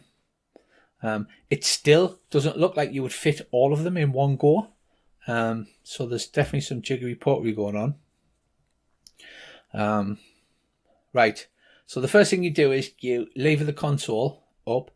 Behind the console, you find a safe. But because you've got plenty of time, you eventually crack the safe because to Dave and Andy, it's quite simple. It's a large supply of hard drugs in capsules and in powder with scales, spoons, little self-sealing bags and syringes. Oh. Right. Payment, by any chance? Any way you can analyse to see this stuff's actually legit or has been tampered? Alternatively, when they complete their mission and they're flying off to freedom, they are suddenly overhauled by 3 customs cutters. Well, that would do it. Yeah. And the customs officers seem to know exactly where to look. Let's fill it full of yams and watch their faces Well, for yeah, that. you could certainly, one of you could certainly chemically analyse it. That would be a clever roll. Oh, just nothing for quick bio. I mean, it can't be that hard. Is there not a test kit around? Yeah, there's a test kit. Like I said, There one you go, is, 3. I'll Right. bang it to a test kit. you have a nagging memory from your doll Earl as well. The chemical analysis shows that these are pharmaceutically pure compounds cut with the legally required innocuous filler, and you know because of your doll's training that the filler has a tailored molecular sequence identifying the factory of origin. So if you can get to a proper lab, you could trace it back to. I'll take a small sample of each of them, And stuff them in your nose. and I'll wrap them up inside numerous prophylactics. Right. Hang on. The drugs are a mixture of powerful euphoric analgesics and nested time-release capsules of stimulants and hallucinogenics. This is like some real heavy stuff. Right. Well, what I'll do is I'll get multiple prophylactic, and I'll moog it. Okay. Right. Okay. Are you all watching I'll do this, or are you? No, I'm not going to. I'm doing it in the John. The Space John. Right. The other thing you find is that the ship has got little bugs everywhere, like in every stateroom, in the plants, like hidden behind pictures, like with like the eye drilled out with a little camera behind. There's literally bugs everywhere. I wonder who did all of these. Well, we'll clear them all out as we go. But Andy, you notice there's one set of bugs that are much better hidden than the other ones, and in fact, they don't look like they're of the same manufacturer. So Andy? we're being bugged. Well, Andy, is there any way Andy can check that there's any outgoing communications from the ship? You know, if anybody's watching these cameras at the minute, maybe, you know, if it's payment to the ship or whatever. Right, this bug you find is actually in the captain's cabin, and it's very well concealed. Not like the other bugs, which seem to have been done with gear amateur abandon. This one actually seems to have been installed professionally. Is it working and active? It's not currently active. Ooh, time to put on a show, boys.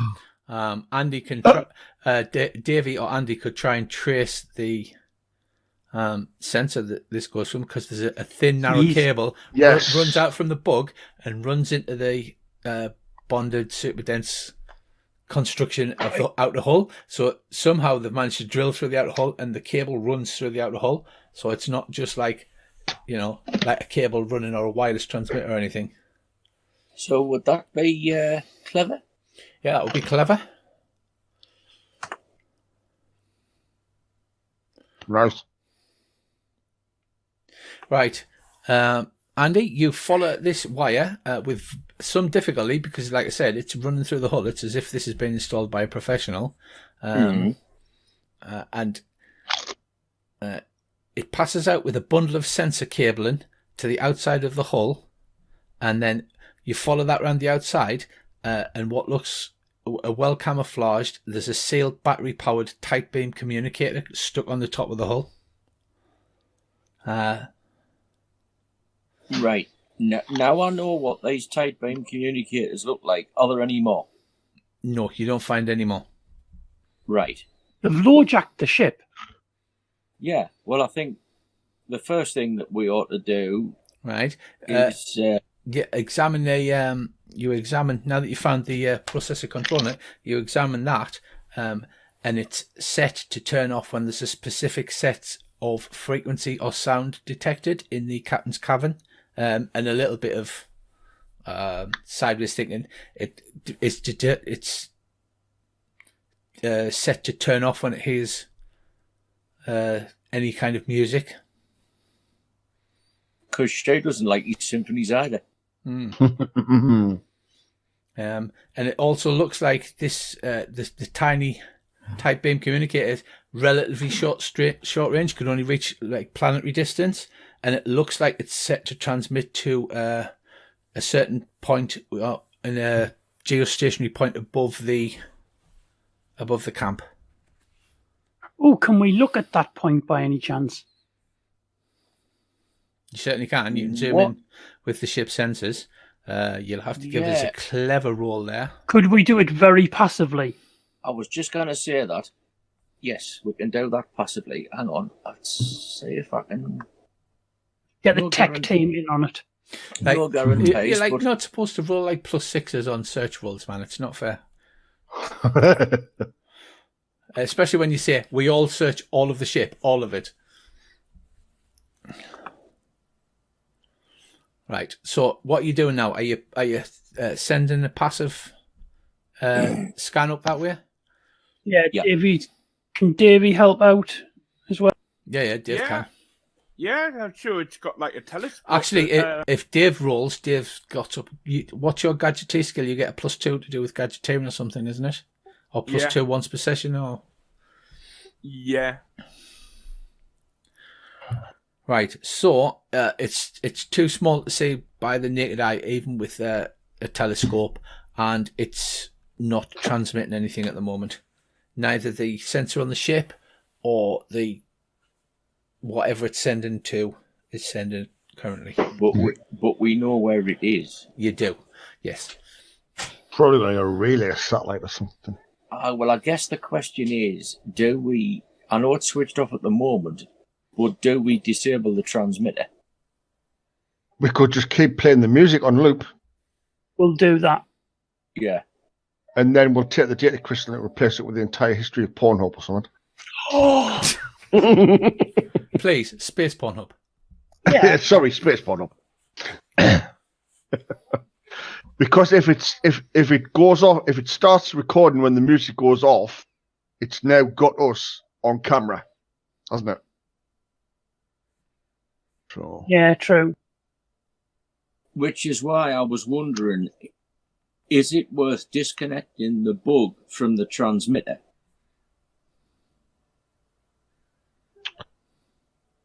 Could do. Is there any way you could use your techie skills to figure something so that if they, go to interrogate or get to send, it just comes up with like an error signal? It's as if like it's actually broken down rather than being ripped out or stopped. Well, that was kind of what I was thinking, because if we just if we leave everything in place and just disconnect the actual bug itself, the wires from the transmitter, then if anybody sends anything to the transmitter, it'll be just I would assume it'll be just like there must be something wrong with the bug because we're not getting anything coming back, but the transmitter's still working. Yeah. Yeah, that's good. So, with a bit of luck, then whoever it is on the other end might assume that the bug's broken. or there's a software problem or something, rather than the fact that we found it. Is there any way you could interrogate it to see what frequency it's working on, and maybe dial up one of those sensors to keep an eye out on that frequency for when it's sending any commands or anything? If it's a tight geostationary orbit, you won't be able to pick it up because the whole point is it's literally aimed at that pinpoint. Or can we basically jury-rig something to say, like, from the sensor to go, it's gone active? Oh yeah, Andy can put a holographic display to the bridge. Davey could rig up to your communicators because he likes taking things to bits. He could have it flash on your individual communicators if you like. All our phones go off. Yep, it's transmitting. Right. So after doing this search, it's early the next morning. The pirates have drank everything that's alcoholic, antifreeze, the whole lot. They're passed out. There's no great difficulty in persuading them to surrender because 1, you have a ship with dirty great laser turrets on, and 2, you managed to all of the colonists were locked in a shed, and you managed to arm them with various guns, and ran the rest of the pirates up into a large group in front of the ship. If any of them rape any of the colonists or anything, they're going to get executed. Yeah, rapers are going to go to the gallows. Oh, well, they've already got one. They've already got a large one built to be ashamed to waste it, wouldn't it? Yeah. The pirates are feeling sorry for themselves. They have hangovers, wounds, their clothes are dirty, and there's nowhere to sit which isn't sticky. Sounds like where I am right now. Lassie points out the one that shaved her. He's a vicious looking man with one eye and a scar that runs through his eye socket. Oh, that's cool. I'll shave him. I was just going to suggest that. Tie him up, string him up, and I'll flay him alive. No. Wow. Okay. This took a dark turn. You don't shave my friends. Hang them upside down over one of the fuel barrels, and we'll just set it alight. No, I'm going to flay him. And I don't know how to do that. That can't be hard. Yeah, and then after you've flayed them, I'll hang them upside down and set the fuel barrel alight. I was just going to throw salt at them. What's worse, being flayed by an expert or flayed by somebody who only vaguely knows what flaying is? Right, so there's a lot of screaming, and after which the rest of the pirates seem to be more than happy to sit and help you and not make any trouble. I'll try not to cackle like a maniac while I'm doing it. Okay, you feel.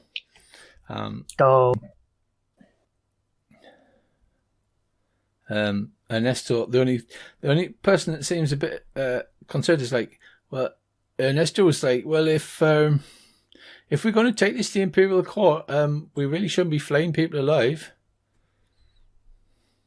What are you on about? Nobody saw a thing, did they? Everybody's like, nope, don't know what you're talking about.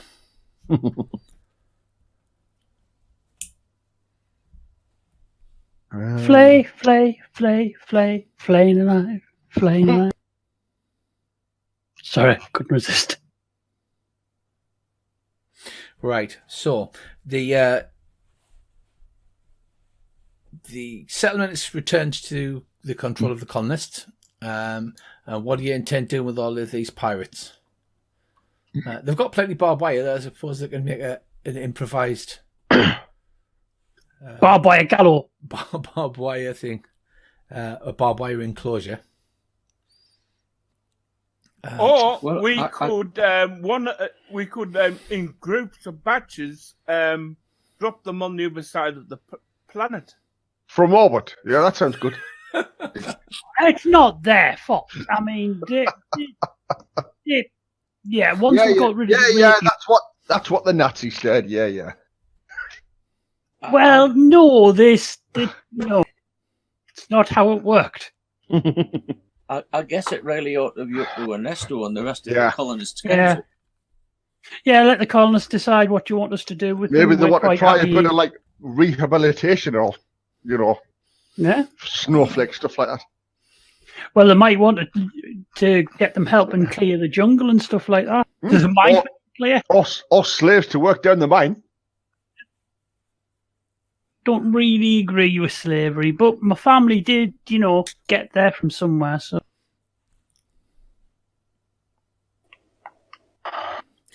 He says, "No. When we get a chance, we should go back to Silesia system. That's the closest place of the Imperial government, and alert them to this prison place that's trying to cause all of this trouble." Yep, we can do that. Is there anywhere we could? No, what did we find about this ladybird? Did we find out any names or companies or anything like that, apart from the prison place? No, you didn't. Well, okay. No. The only clue you got was the Scrope Correctional Facility. The Scrope is a family-owned business. Right. The correctional facility is named after the Scropes. Is there anywhere from down on the planet to start doing a little bit of investigation work to see if they're involved in any of the businesses, like mining or stuff like that for valuable stuff? Or all you've got access to is on the ship. They've got library data, which is not quite that detailed. Okay, sure. You basically find out that it's a small multinational corporation. So they have basically the fingers in lots of pies, mining, trading, some manufacturing. A lot of the Imperial megacorps tend to spread out far and wide.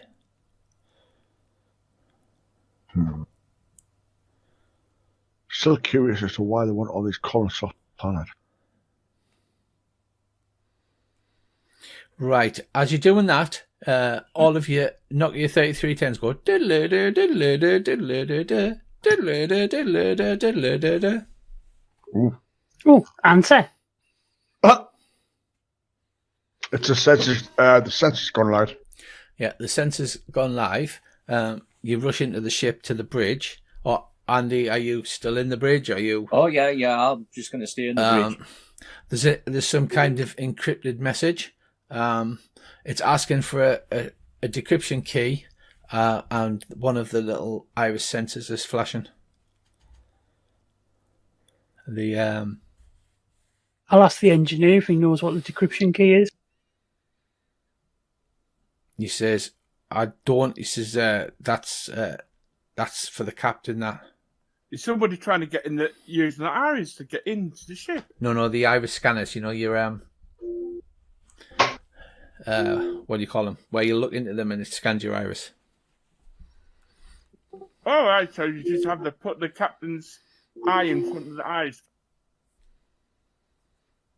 Yeah, he's quite handy in the ship locker as well. Right, Captain. What's the override code? And by the way, I need to borrow your eye. Yeah. Not necessarily with the rest of you attached. Yeah, we can do it with it. So you grab him by the back of the head and stuff his eye over the thing. Put the override code in, and I'll change the music back to the correct key. The override code is a quite clever 667. 66. Oh wow! And before you, the letters like shimmer and then come in, and it's just a message. It's apparently coming from something out in orbit, the location you detected before. It's a tight beam laser communication, and it's just saying status report and then ...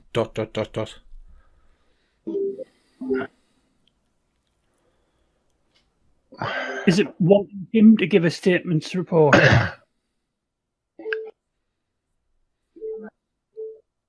Tell them quite naturally that everything's fine and that you're in control of the site. Well, once you've entered the encryption key, you can just type.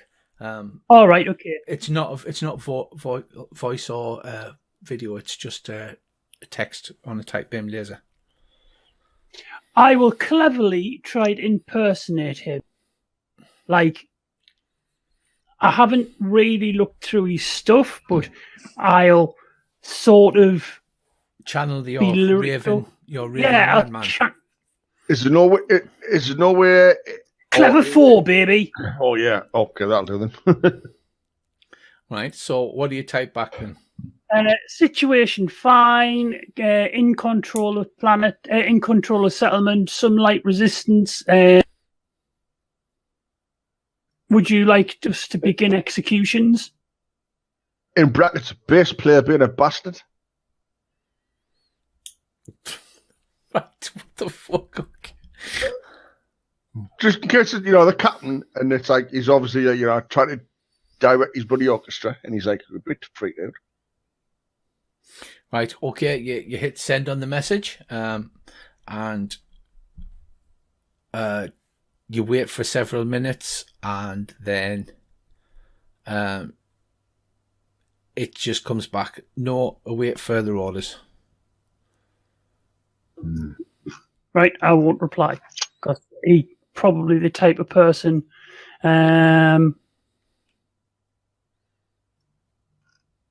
who would just get distracted and wander off. I bet there's no way we can pull up if there's any past logs for communications. No, it doesn't store them. It just gets rid of them as soon as they've been sent. It's all secrety in that. One thing we ought to do is we ought to use the ship sensors to see if we can run some sort of scan of the planet, looking for, mineral deposits, etc. Anything interesting? Like to give us some idea about why they might want this planet. Minerals, probably. Seems a lot of effort to get one little colony off the site. It might be full of unobtainium or something. Or the crystals you know jump dry. Guys, check the mountains for Toblerones.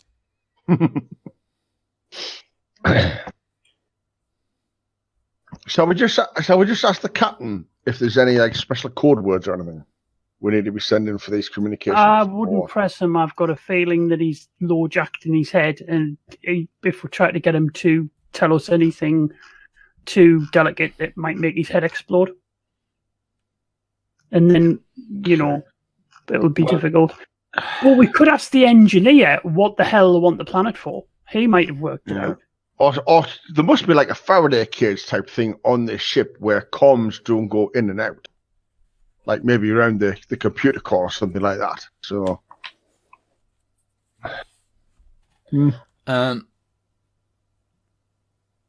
well,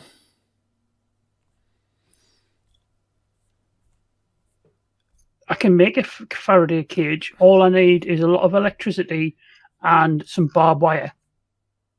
And half a dozen Faradays. Yeah, well, yeah. Well, you got to let something loose in the cage. Right, Andy, judging by the time it took for them to type back, you know that there's definitely another ship or base or something in system, because of the choosing a tight beam laser comms and the time delay. It can't be any further than in system. Strange that, as there seems to be a map being provided for the system earlier on, and I did notice that, but I couldn't make bigger in my eyesight. I'm an old man now, Richie. You can zoom right in, with your little zoomy thing. I can't. My little zoom is missing. Is there any other habitable? Well, can we roughly estimate for the time return, given say 30 seconds for a message reply, which planet it's coming from? Can we guesstimate? It would be extremely hard. You can always have a roll, though. Go on, one of you clever techie types. Davey, do you want to do your techie type thing? With Andy assisting with his navigationally what's. Okie dokie.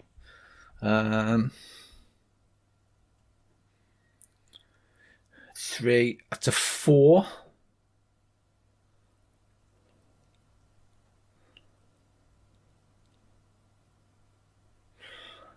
Right.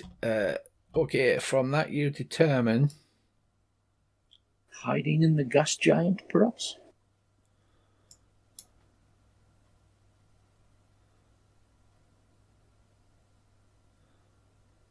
You determine from the direction it's either come from Ferrin, Tanyan, or Callan.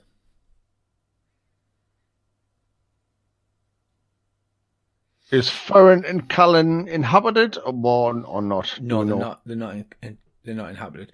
Gas giants are commonly used. Most systems have them, and they're commonly used for refueling starships for places where they don't have starports. Probably going with that one. Like, you know, the bit in Star Trek Wrath of Khan when they go in the nebula.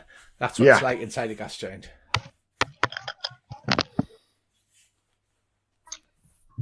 I've always wondered if you can use ship's weaponry to set fire to the atmosphere of a gas giant, because it's basically hydrogen.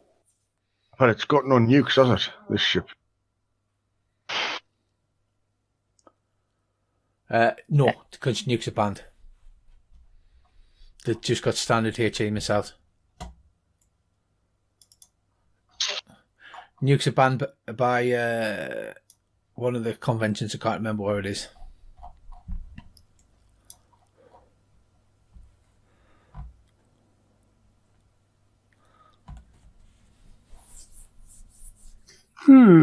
Shouldn't be that hard to make one. I mean, let's face it, the power plant's supposed to be nuclear. Oh, it's going to end so badly. We're going to get done up. We're going to get done for blowing a planet up. You know, my favorite thing so far was when the realization came up early. It's like, hang on, are we the good guys? Yeah, like, wait a minute. How are we the good guys? We're never the good guys. We're actually the good guys, and we actually have the law on our side, so we have to therefore do things by the law. Really bad thing. It's like, I'm trying to remember what we're actually here for anyway. It's like... You basically were doing the Magnificent Seven. You were hired by Ernesto and Muriel to protect us from them ravaging... from them. Oh, yeah, I know that, but what was the initial... The briefing for jumping into these dolls? You don't really get a briefing usually. The massive computer back on 00 picks up like an anomaly and an area where the anomaly is happening, right. And basically you get jumped in to find out what's going on and try and sort out. Okay. Well.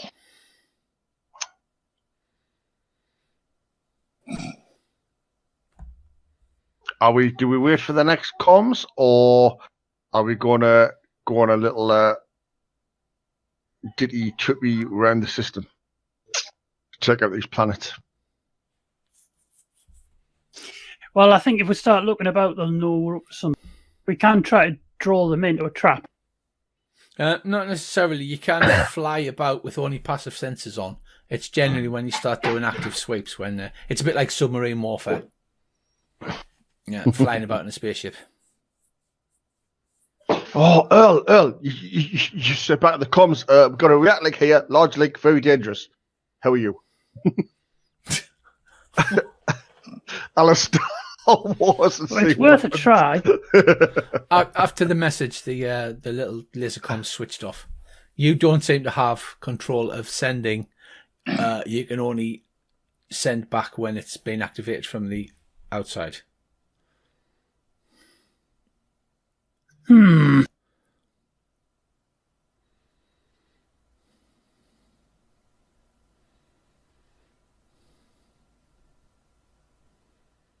Well, we can either wait or go active ourselves. Because if there is some sort of code word or something... Yeah, the longer you wait, the more likely you are to trip yourselves up. Yeah. Or we could take off and piss off back to Silair and put the whole thing in the hands of the Imperium. And go, there's the evidence, sort that out. But as the Imperium has already probably tried to bloody blow us out the fucking sky, how do we know if it's going to go the actual good guys or the bad guys? Yeah, this is a good point. That's true. You need to follow every lead, I'm imagining. Trouble is, if we find them out there in the ether, they're probably in a bigger, more dangerous ship than us, with like a military crew. Where if we sit back and they come here, we might be able to get the drop and get onto their ship, and we're much more dangerous on board a ship than we are outside it. Although I am not the expert on this, and I will gladly take any better suggestion. I still think Go on, David. I still think we should head to Salea, and I was just thinking, do these scroats have business rivals who might help? Oh, all of the corporations have rivals.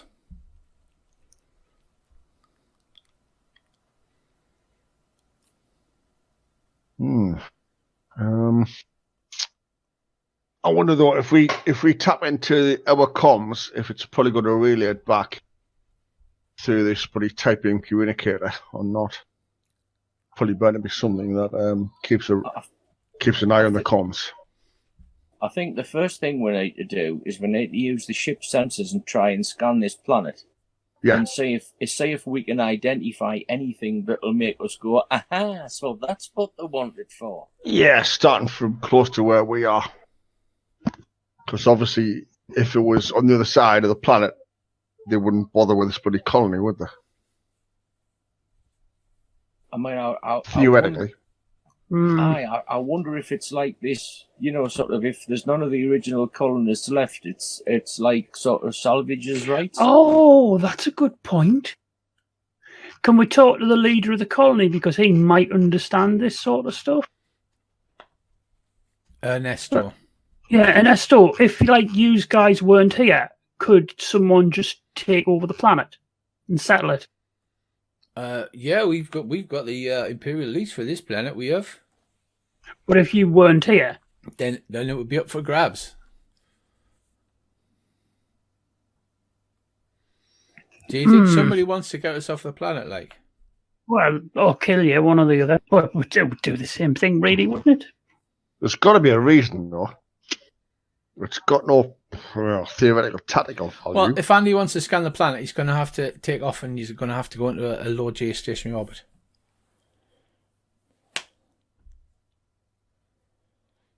Do you think that's the best plan? If so, we'll do it. Andy?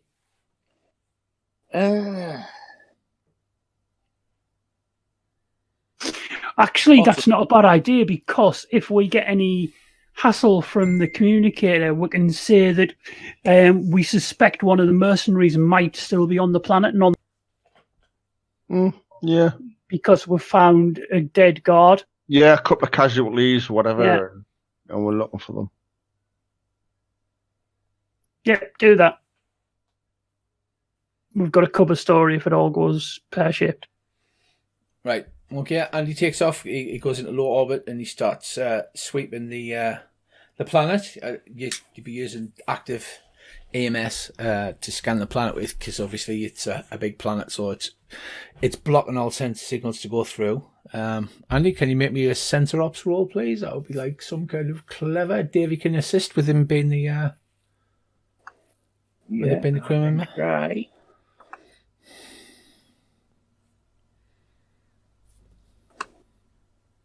There you go. Any good?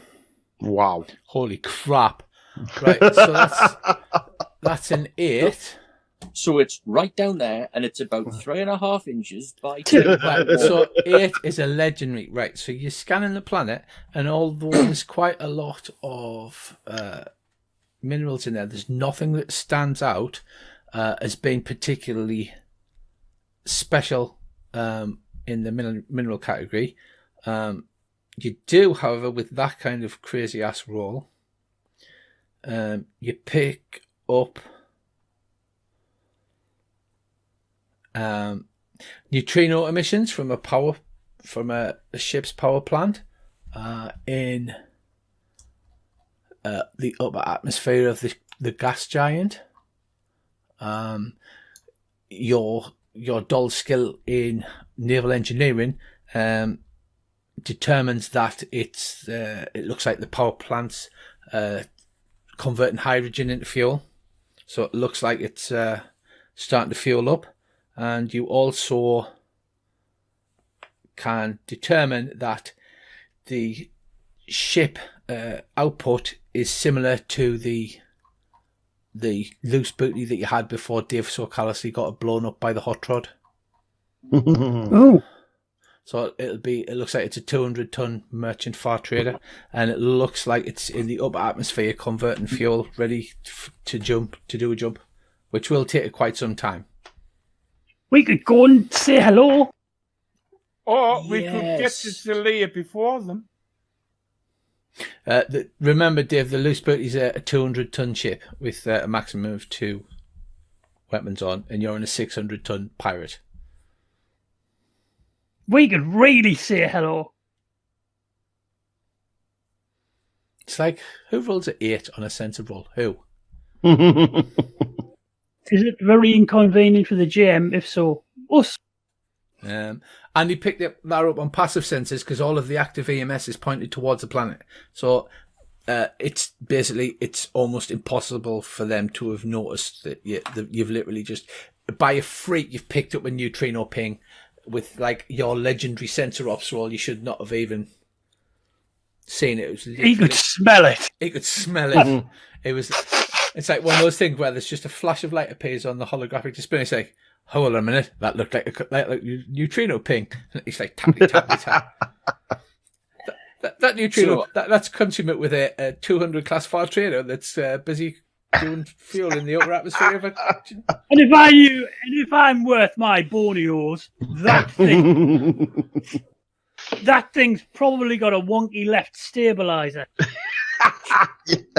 But of course, naturally, I'll have to have called up the holographic schematic of the gas giant, and then I shall stand like one of them gun dogs, a pointer, and point directly at it. Guys, it's right there. I love How it. do you know? That's worth a fate point. Thank you very much. It's like, Well, in that case, I think under the circumstances we should shut down the active sensors, man the turrets, and go and call on them. If we got really close to them and they didn't notice, could we just sort of put the guns in their faces and go, go what? boo? Yeah, pretty much. Boo, Let's be sneaky. boo or boom? Boo. Let's sneak up at them in a giant spaceship because I don't know what's going Being the white elephant in the room, though, I'd like to say, do we actually know these guys are the bad guys, or is it just some random merchant who happens to be refueling to go out the system? It could absolutely be a random merchant. However, And if we go jumping in there, it's like, admittedly, it is where we think it is. I mean, the ship that you fly in is like got big skulls and crossbones painted all over the sides of it and things like that. You know, but So you it's would off presume... the common. It's off the common jump. I mean, it's possible that it's a merchant. You don't know until you turn up and point guns at it. Really, do you? We should turn up and point guns. Can we estimate how long it's going to take for them to refuel it and how long it would take for us to actually get there? I would imagine we can get there before they're finished. That's all I want to know, because there's no point going, charge, and go, oh, we've gone past. Let's go. I have a cunning plan. Plan so cunning. Have we got time just before we leave? I can paint a little, like, dagger on the skull and crossbones, because Andy should know what that means. Yes, we should do that. I don't know what it is. I but we should just see Brissy swinging off with his cutlass and his sash shouting, "No quarter." No, it means it's like in the Falklands War when it was a conqueror came in flying got a crossbows and had a little dagger in the corner. Means it was deploying special forces. Yeah. Oh, okay. And you do. I can tell you a story about that when we're not live. Right, so in general, what you'll do is you'll fire your manoeuvre drives up and go full welly, and then you basically, once you're get up to fast enough, turn your manoeuvre drives off, and then just coast for most of the distance. Passive sensors on and shit like that. Only with passive sensors on, you're not actively be able to track the position of the ship, but you compute the probable course and sort of aim yourself at it. Yeah. Right, I have a plan, guys. It will involve us making us seem like we know what we're doing. So, and you seem to know what you're doing. Right. Okay. So, who's doing what? Andy or Dave? Andy, are you pilot and Dave's engineer, or vice versa? Yeah, can do. Dave? Because Well, it's technically a vehicle that Andy's nicking, so he'll be better at piloting. Yeah, I'm easy. I mean, there's plenty of turrets if you want to jump in the turret instead. Yeah, I do think we should have all the turrets manned. Or Womaned. Yeah, manned and womaned. Yeah, true. We'll take Lassie with us. Does anyone from anyone down there know how to use crew server? I can teach him. What, you've only got one VRF gas gun. You don't really have a crew of served weapons other than that. All right, okay. Well, we'll put Bracy on that. No. What? Why are you putting Bracy? I thought you were sticking Bracy in a turret because you like shooting stuff. All right, that's what I thought you meant. Yeah. All right. No, there's 2 missile turrets and there's 2 laser turrets. Oh. There's pew pew and then there's bang bang. So, who wants to go where? Well, we'll put Lassie in one of the missiles, Bracy in one of the. Now use communications from inside one of the turrets. Mm-hmm. As you can see, inside the turrets, they've actually got the full main computer terminals. Right, I'll go in one of the turrets then. I mean, if you really want to, you use the terminal and try and override the safety and shoot one of your own wings off. I don't want to do that. Just say yet. It's a possibility. It's likely to happen. It's extremely likely to happen, let's be honest. Right, I'll go on left gun, Bracy goes on right gun, Lassie goes on one of the missiles. How hard is firing a missile? It's pretty easy. I mean, the thing about your characters are you've been trained in a wide variety of skills. You're basically like you're all James Bond, so you basically know a little bit about everything. You're just each individually better at certain things. Like you're better at killing people with a fork, but it's pretty straightforward. It's a holographic display with some little joysticks and a big firing triggery button, so you can probably figure it out. All right, okay. Right, that should be it. Let's go. Okay. Andy, get us in nice and close and silent. As we approach where this other ship is, if it's a normal trader, it should be picking out some sort of bloody what should we call it? Transponder. Yes, transponder. That's it. Yeah. If it's not, then it's probably going to be the guys we're after. I would have thought. Yeah, a normal Imperial ship will have a transponder if it's completely legal. That pings out basically the ship registry and where she's been constructed from, that kind of thing. A military transponder is on a military ship which can be turned off, because obviously when you jump in the middle of a bunch of Zordani, you don't want to go on, oh, I'm a giant battleship and here's my location. So the military transponders can be turned off. And then there's the ultra rare and or illegal transponders that can actually send out false pings. Like the sort of ones you find on board pirate ships. Yes. So I think the best thing to do is to turn ours off. Yeah, you have a one that you can turn off, but it hasn't got the one that puts the fake transponder on, unfortunately. Right. Okay, Andy, make a stealth roll, please. And I will give them a passive sensor roll. I think I'll help by going do do do do. do. I think this is going to have to be done cleverly, because what I'm trying to do is make this ship just look like a little bit of space.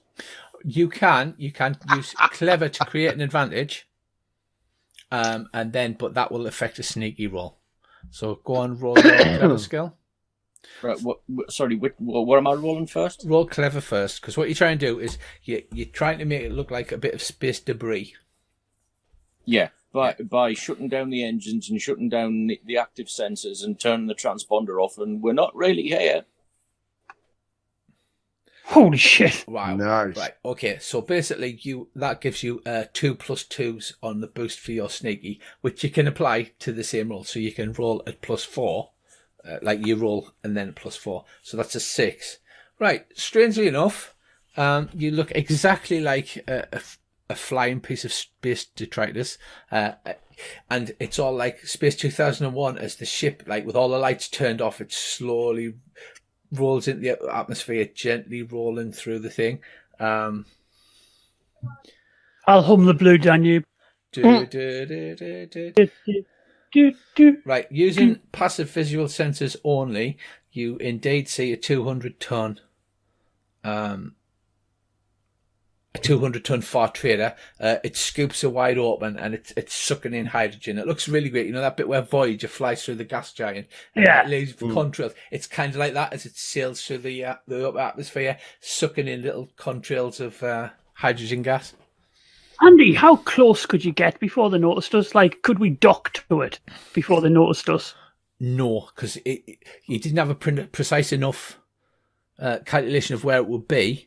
It was close enough that you can see it on visual. So basically, he turns the hologram projectors on that appear to be the windows on the front of the ship. But it couldn't dock because he'll have to fire up the maneuver drive. Otherwise, he'll end up going straight past it and into the gravity well, and that's bad because then it all gets squashed. The only alternative is to use some of the vac suits from the ship's locker and go across on the end of some sort of safety line with a shaped charge and blow their airlock. That's very Right. I applaud this plan. I'm all for it. But you're going to have to turn the maneuver drive off. Otherwise, you're going to hit the gravity well and you're going to get sucked down into the gas giant and eventually crushed. You do outgun it like 4-1. I think we should just rely on... And it's currently unaware of your presence. I think what we should do is pull up right close to them, guns locked on them, do the whole stand by and prepare to be boarded, surrender now, or you're getting filled full of shit, jam them, and then run over and question. That sounds like a plan. So is it like that old Soleimani saying, when you've got a nail, sometimes all you've got to do is get a hammer and hit the son of a bitch? No, it's like my old saying, we've got a bigger gun than you. I'm just wondering it's going to be better. A missile in the maneuver drives or the turret, or energy weapon into the maneuver drives or the turret. Because I'm thinking a missile in the maneuver drives could maybe set off a big catastrophic explosion. Wouldn't a missile in the open scoop be bad? Yeah, pretty much. Boom, yes. And we'll threaten them with that. Right, so it's kind of like, it's exactly the same as that one. You have experience with the ship before, and you can call it up on the ship's computer. Okay. Could we get aboard the ship through the scoop? You can get into the fuel tanks through the scoop. And there is normally an access hatch for maintenance between the fuel tank and the ship, but understandably, you'd probably have to blow it, and then you'd have a ship full of hydrogen. Yeah. Get in there and go, it's all dark. Somebody light a match. I mean, wouldn't that just make everyone's voice squeaky? I think that would be a genius plan. Okay, I'm in the fuel tank. There's a lot of hydrogen in here. Right, light a match to have a look. So I think what we should do is pull up on them, put the guns on them. I'll try to persuade them to stand down, and if they stand down, basically the boarding. And if they don't stand down, we shoot a few critical systems until they stand. Can you put us so that we're out of their They're firing. Yep. Good. Okay. Has this other ship got any markings on it, Rich? Does it look like it? Is it look like a normal ship, or has somebody screwed off the name and stuff like that and trying to disguise what it is? Right, it's not putting anything out on a transponder for a start because you'll be able to pick that up even on passives. And it does look as if it's been made to look like any generic ship. Any distinguishing marks or artwork that the crew sometimes paint on the sides being removed. Okay. Mind you, keep a close eye on it, because if there's any sort of pop turrets, like the old World War II Q ships, I'm just going to open up on it. Yeah. Right, okay, Andy. The other alternative is we could float a boarding party across on the end of a safety line onto the hull, so you're already there. But of course, then that gets a bit tricky if we have to open fire. Yeah, that makes. Just giving you all the options. Well, I need to go wee while you work out which way to do it, and then we'll do it whichever way you think. The other alternative would be to just come floating past, and at the opportune moment when we're outside their firing arcs, fire them in overdrive, light the ship up like a bloody Christmas tree, turn all the lights on, ping them with active sensors, and politely request that they just open their airlocks and sit tight. So, Andy, what flags you frying? Zidani! Warning shot to midships.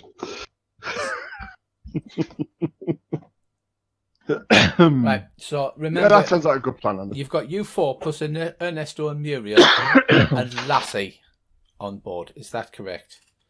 So Lassie can either take a turret or she can do engineering, while Dave mans a turret if you prefer.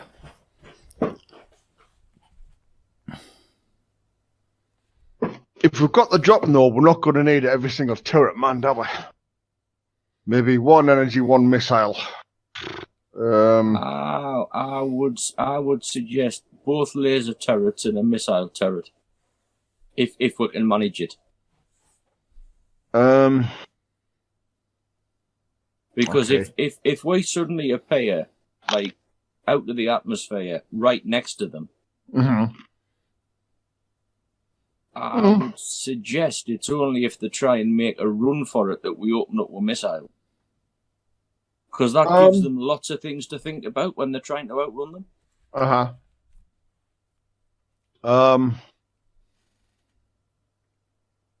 Yeah, because we still do outgun them. And all, because we're out of their arc of fire, so all we need to do is put one good round into the maneuver drives, that'll cripple them.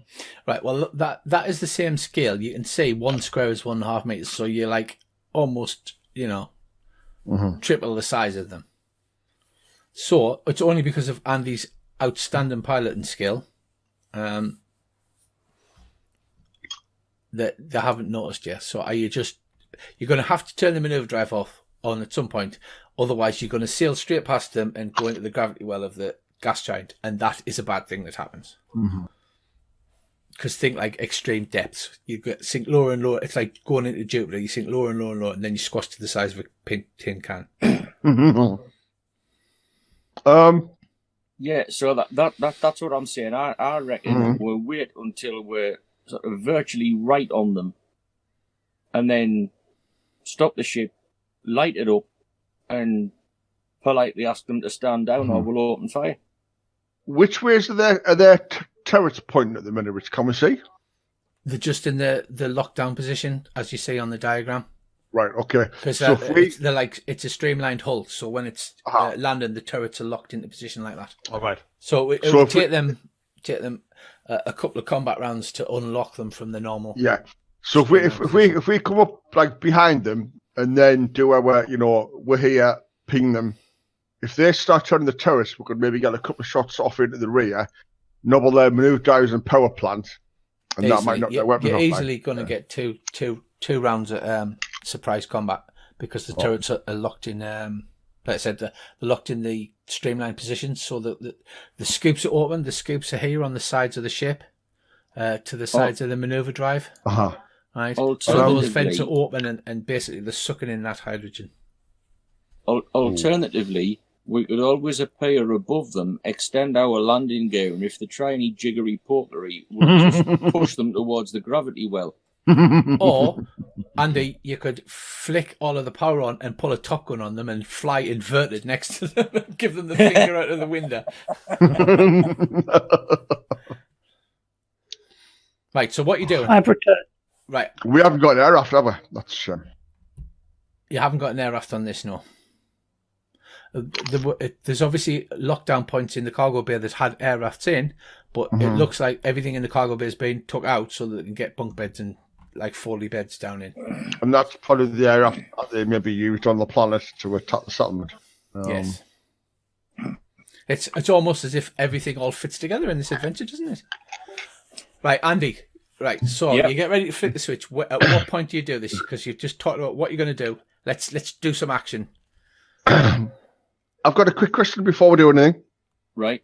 How, on ship-to-ship combat or ship-to-ship boarding, how would you normally do it? Is there any way we've got, like, could we, like, maneuver up the airlock and then we've got, like, an extendable little thing that shoots out and locks onto their airlock? Or is it basically jumping out in vac suits and landing on their hull sort of thing?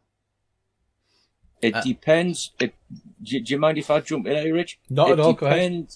It depends if you're going with the original Traveller rules or that very handy little article written in White Dwarf that included things like extending docking adapters. Cotterdams. Yeah. Right.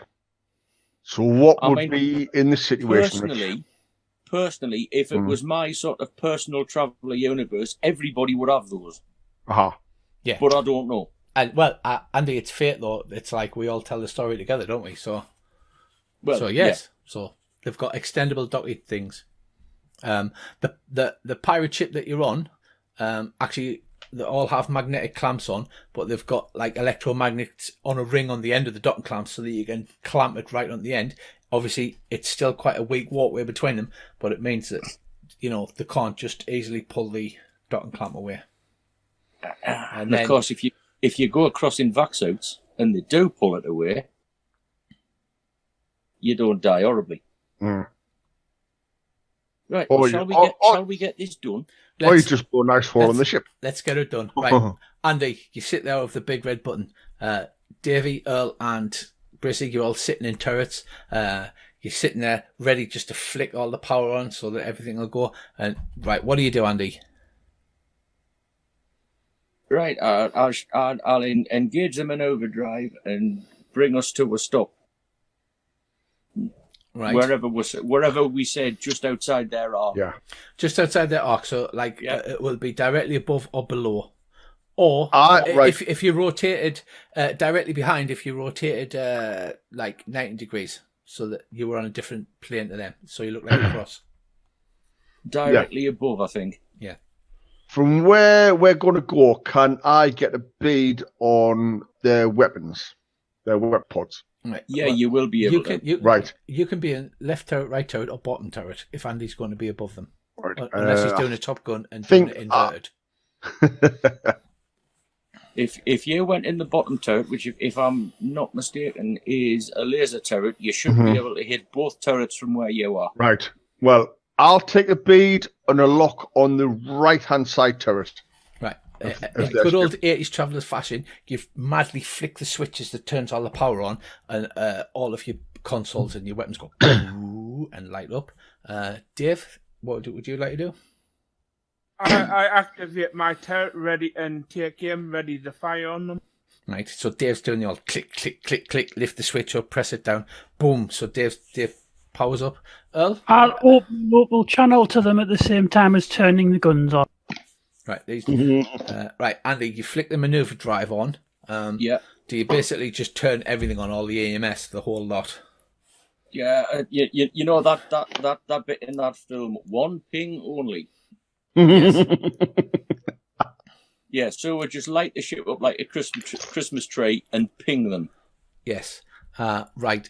If you could see a spaceship with a surprised look on its face. This is exactly what a surprise spaceship would look like. So how many meters above it are you pulling into position? Like real close? Because if you get real close and you start shooting missiles, then obviously you're going to be hit by the black blast. Yeah, well, not that close, but close enough. Close enough. Go on, Andy. Get in the comms. This is the Imperial vessel Glaswegian Kiss. Pull over, snap at your board. Oh, well, fuck you. I will wait until I get an answer on the comms. Right, okay. Earl, you flip the comms on. What do you do? Because you're just broadcasting over broadband radio. No tight beam to them. Good afternoon, gentlemen. I suggest you keep your scoops open because the second you try to close them, my men are going to put missiles through them. You will open a channel and we will converse. I will give you 10 seconds and then we will start to fire. This is the... All right, Andy just waggles his wings just to like intimidate them a bit with his we're about to engage. Right, about 8 seconds later, there's a hurried reply over open band radio, like stop, don't fire, we surrender, because you're like looming over them. If it was in a film, there'll be a sound effect like dun, like that. You loom over them. The searchlights playing over the hull, and all your guns are pointed straight at them. Don't fire, we surrender. Hi. Prepare to be boarded. Not a single false move or people get vented. Do you understand? Yeah, yes, we understand. He says we're opening the locks and the outer airlocks, like the vent open. There's a hiss of atmosphere as it escapes into space. Roll out the cutter dams. Right, the tube snakes across and attaches firmly with a magnetic clamp onto the outside of the airlock. Who's going to do what now?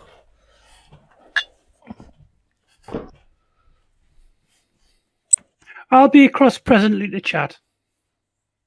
Who wants to stay and who's coming?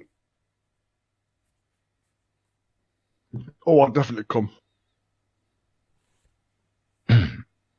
I'd better stay. I'll go. We'll leave Lassie here. Right, so Lassie's here. So who's going across? Right. All the people in the turret, you mean? Yeah. Lassie's in the turret. Okay, Lassie comes. Ernesto and Muriel are there, but they're not going in turrets. More than they can waggle the turrets to make it look like they're active, though. Yeah, you just go, look, see this joystick, just wiggle it backwards and forwards. Don't press this big red button. Don't press that one. He goes, oh, that one. And you slap his hand and you go, no, yeah, that one. He says, all right, this looks like fun. It's like you're in them video games, isn't it? I'll have a go at this. Yeah, but it isn't. And like the turret waves backwards and forwards over the cover of the other starship, and he makes pew, pew noises. He goes, this is great fun, this. He says, I think I should give up being a farmer and become a space pirate. I'm so terrified right now.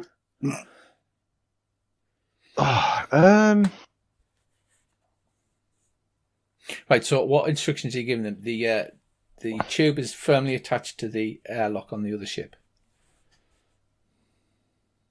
Right, I'm going to have a wander across.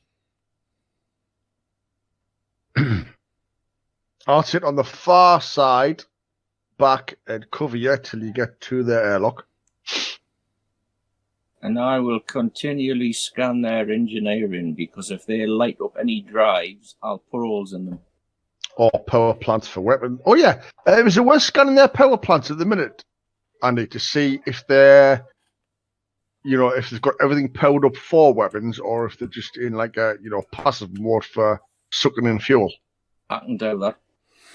Andy, the power plant is just powered up for processing hydrogen. The turrets were still locked up and they haven't been powered up. Right. Because if you're for some strange reason, again, the GM's die rolling sucks.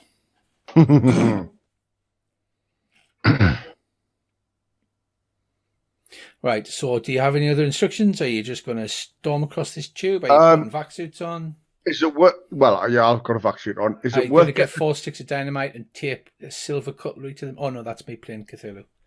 No, I'm just going to walk across without a vac suit. Hang on, hang on. Is it worth getting them to assemble the crew in one place? Possibly. Like say, is the in the cargo hold, and basically tell them you go around. We're going to put one in the cargo hold. We'll suck your crew out into space.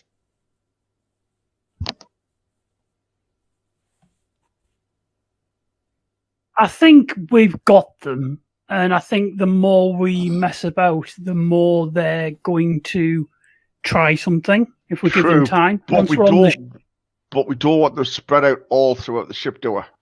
Because that is going to get messy if we're fighting room to room. If shit does go down.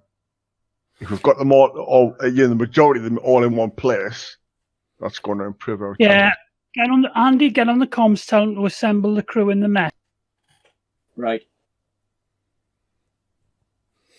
Right, you get on the comms, you say, get everybody in the mess. Right, you walk across the ship and go in. You're quite familiar with it now. You walk into the mess hall. In the mess hall, there is a mixed selection of men and women in those jumpsuits. The ship jumpsuits rather than the ground attack jumpsuits. They've got the prisoner markings that you're used to. And in addition, there's a well-dressed young lady with long, straight black hair. She's wearing a flashy, stylish jumpsuit. You estimate it's like the equivalent of an Armani jumpsuit, and it probably, costs several thousand credits just for this jumpsuit. Under her arm, she carries like a computerized personal organizer, and she storms forward and she goes, "I do not know who you think you are." She says, I am an Imperial noble. And she pulls out the Imperial sunburst. And she says, "And I demand to be treated with the respect that I deserve." Because of your Smack her in dolls. the chops. That's a problem. Yes, because of your doll's knowledge, the Third Imperium is very noble-centric. And it's like an upper class nobility, almost like a feudal system where you've got the nobles and then you've got everybody else. She stamps a high-heeled silver boot with the gold legend, and she literally does a stamp in front and waves this sunburst in front of your face, Earl, and goes, "I demand to be treated with the respect I deserve for my rank." Can I have a look at that? I'll look at the sunburst. Does it look legit? Yeah, they're almost over my shoulder. they're almost impossible to forge. The Imperial sunbursts, they've got like special metals and they're created with special chemical processes, so they're almost impossible to forge. She's not called Scrope or whatever it is she? You could ask her, or you could ask the other pirates, or she hasn't got Is anything. it written on the sunburst thing? Like a C or something? Yes, it's got modesty Scrope. Right, I'll chuck it over my shoulder and go, "Hello, Mrs. Scrope." I would take that organizer off and all if you get the chance. Okay, we're going to be taking you to the Imperial magistrates.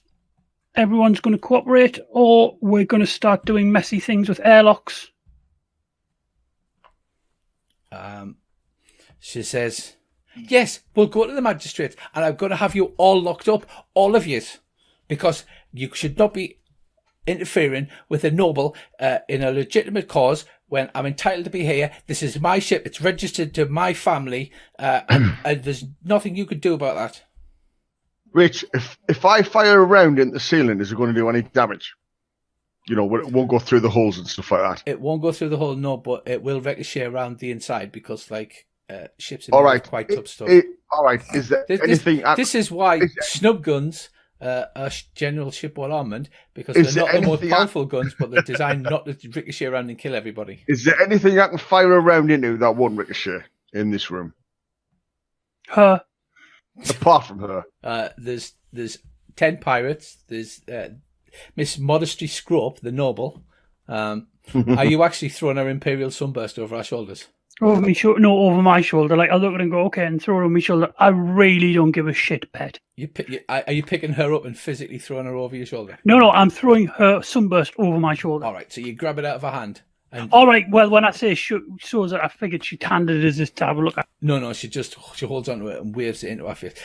Like, if it was a normal citizen, you'd be tugging the forelock and you'd be down on one knee and saying, oh, my lady, and all this, I'm so sorry, and all this. And she looks, she's got the shrewish face, and she's sort of scowling at you and looking down her nose. I look at her, dear lady, nobody is above the law. Over the shoulder, I look at the Sunburst and go, Scrub, never heard of you. And I throw it over my shoulder. Right. The pirates had seen you throwing about an Imperial Sunburst also go like that. And she literally, her face turns bright red, and she just stands and stamps her foot and just going, I will not stand for this treatment. This is an absolute goddamn disgrace. Right. I very, very slowly lower my rifle in her direction and flick off the safety, so it makes a very loud noise. I've still got blood on us from flaying that first. I'll step to one side so I'm not between those two, and I'll go, about half an hour ago, I flayed one of the people downstairs on the planet because they raped and shaved a woman. So, as far as I'm concerned, you're behind all of this, and I hold you responsible. So you can continue with your tantrum, or you're coming aboard our ship and we're taking you to the Imperial authorities. And if you so much as queef in a way I don't like, he's going to kill you. And I'll do it in front of all the witnesses you like, because you'll still be dead. I slowly smile and show my big vodka teeth. She goes, like that. And then she, walks as if, to go towards the docking tube, as if to say, you're walking behind me. She grabs hold of her organizer, holds it tight, and then sort of walks past you as if she's walking towards the airlock. Get that off her, Earl. Thanks, but no, I take you're just standing in our way. Okay. I'll turn around to the pirates and say, okay, gentlemen, we're going to slave this ship to ours, and we're going to pilot it from there. All the crew's going to move across onto our ship, where you'll be treated normally. I understand that you guys are in a bit of a bad situation, and these guys have forced you to do certain things. Now, we can either do this the way where we're kind to yous and yous don't give us any trouble, or we can do it in the way that I just have our computer tech evacuate all the air. Which do you want? He says, no, the sailor went, no, we won't give you any trouble. We surrender, honestly. None of them's got any guns. All the guns are piled up in a pile in the middle of the floor. All right. I ask if there's any other crew on board anywhere. No, this is all the crew. Right. I'll turn around to her and go, excuse me, my lady, you'll not be needing that, and I'll take her stuff. Right, so she resists, but you just pull it out of her hands, and she just stares dagger at you. She goes, and she puffs her collar up, and then starts walking towards the airlock. And you can take all your clothes off and put that back. She's like, I will not take my clothes off in front of peasants. Okay. I'm going to go and get a lady to come up here and help you undress in private. Is that suitable enough for you? She says, well, that might be acceptable. I'll go and get Lassie. All right. Is it worth trying to get Andy or Davy to access this ship's computer? Yeah, I believe Davy's with you. Isn't that right, Dave? Oh yeah, Davy yeah. Sorry, Davy. Yeah. And Dave could probably pilot the ship back because he was flying the other ship. He was flying the other ship. before you had an extra engineer, and Andy was doing engineering. So Dave could easily fly the loose booty back by himself. It's not the loose booty, sorry. What is this one called? The Boost Looty. The Boost Looty. It might be worth doing a sensor check just to make sure there's nobody's hiding on board, and probably better if he goes with somebody else, not by himself. And see if we can locate the tight beam transmitter on this ship. Yes, good idea, Andy. The ship's registry shows its name to be the Spaceway Star. However, it being painted out over the painted out on the hull, and the transponder is switched off, which is extremely naughty. Tishky tishk. I'll get Lassie across, and then I'll give Lassie a gun and tell her to take her in a side room, to strip her, search her, and put her in a back. And if she resists, just tell Lassie to shoot parts of her until she stops resisting. Right, so she walks off with Lassie. She goes, "My stateroom's over this way," and she takes her off to the port room. No. She says, No. I've got my own vac suit. I am not wearing somebody else's vac suit that could have anything in it. Well, you've got a choice. Vac suit or nothing. And there's the airlock. Right, again, she goes, but she allows Lassie to help her into the vac suit. She's literally, when a kid goes limp when they don't want to do something, she literally does that and makes Lassie drag her into the vac suit. That's fine. Lassie goes, "Can I not just shoot her? I mean, if we shoot all of these and then her, there's no witnesses, is there?" Well, you could. Spaceships do get lost, but I don't think these people from the prison deserve. I think they've been badly used. And we are, after all, I've been reliably told, the good guys. Oh, sorry, yes, we are, yeah. Right, so who grabbed the organizer? Earl, you took that, did you? Yeah. It's a secure, extremely tough computer organizer. It's kind of like a two-fold tablet, so that it's actually locked together. And it looks like it's got some kind of thumbprint reader and a password. Awesome. She's got 2 thumbs, so we can spend time gassing to her. She does have 2 thumbs.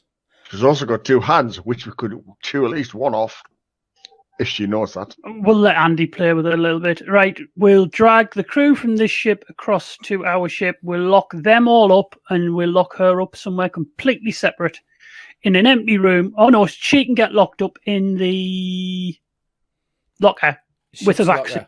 With the captain. Yeah, and a vac suit. Right, so you're locking her up with the mad captain in the ship's locker. Oh, hang on. Oh, that might not be so bad. He might attack her. I was going to say it might be worth, wherever we put her, sticking one of those bugs from the ship in beforehand.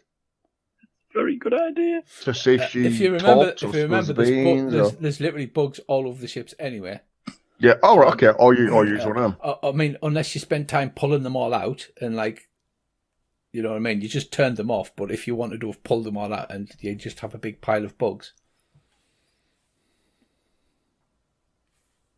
Whichever stateroom you put her in, just explain to her what we did to keep the previous captain in one place. Well, because any funny business, and she'll get the same. Right. Well, I assume a grav plate is roughly the size of one square, right? Because that would make sense. Because you wouldn't have one giant one the size of a whole room. Because then if something broke down, you wouldn't be able to replace it easily, would you? So you would just stick her in S6, for instance, and where the door is, that one outside, you could turn that one up to maximum. So if she opened the door and stepped out, she'd get squished. That'll do. Because that makes sense to me. Because you've got to build things modular. Otherwise, you'd have to rip the whole bloody floor up. You can just see somebody tapping his teeth with a pencil, going, "Whole frigging floor's got to come up, I'm afraid. It's going to cost you." It's totally fuck, mate. Oh.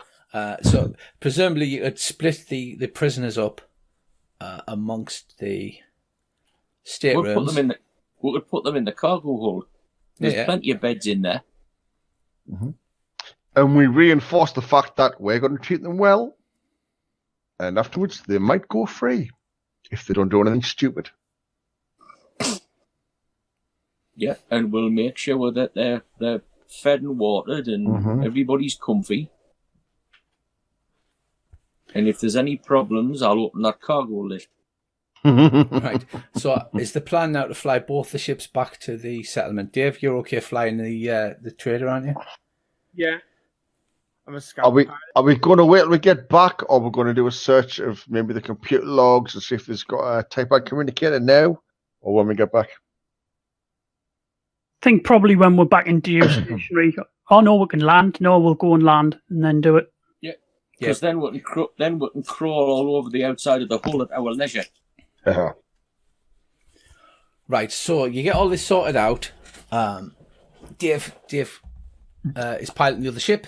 Are you going to have somebody with him, or is Dave just by himself?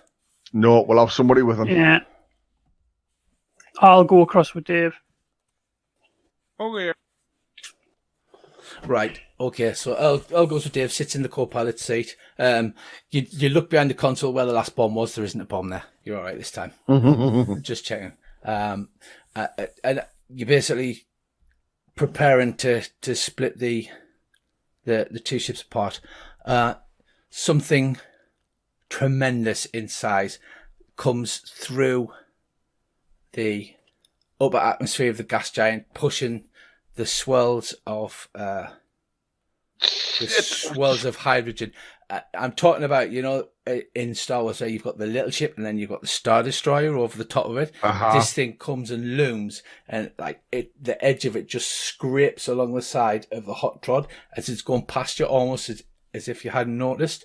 You pull up the active sensors as this thing slides past you, and it's obviously building up momentum as it circles through the outer rim of the gas giant, and it looks like a gigantic squid-like creature, bolted onto the outside of the squid, like plates of what look like platinum, brass, and copper to make it a gigantic armored. Half God. ship, half creature. There's It's a brass kraken. It's a brass kraken. right. Yeah. So this thing slides past. You get an incoming call on the shipboard communicators. I think Jake stopped. Wait a minute, Craig's dead. That's okay. You get an incoming call on the shipboard communicators, and the video feed flickers to life. And in the square of the video feed, you see Isambard Kingdom Brunel, but it's not the one that you've seen before. This one has got 4 dots above his eye, and he appears to be some kind of hybrid between some kind of big cat and a human. What are they called, the cat ones? No, it looks strange. He doesn't look like an alien. It looks like his features have been blended from human to cat.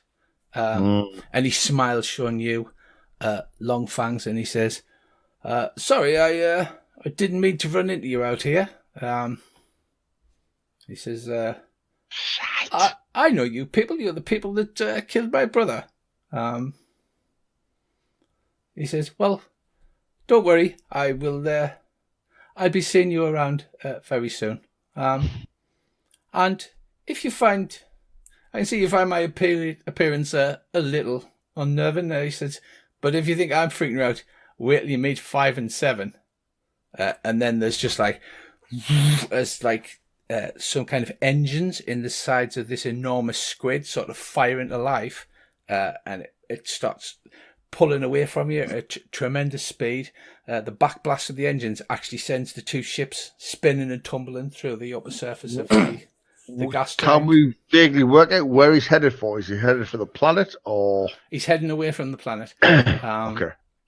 You're not sure whether it was just a coincidence that he bumped here, or that he was refueling, because the ships in this Probably universe not. tend to be refueling. Oh, God. And then there's a great flash of light as it it zooms off into the distance.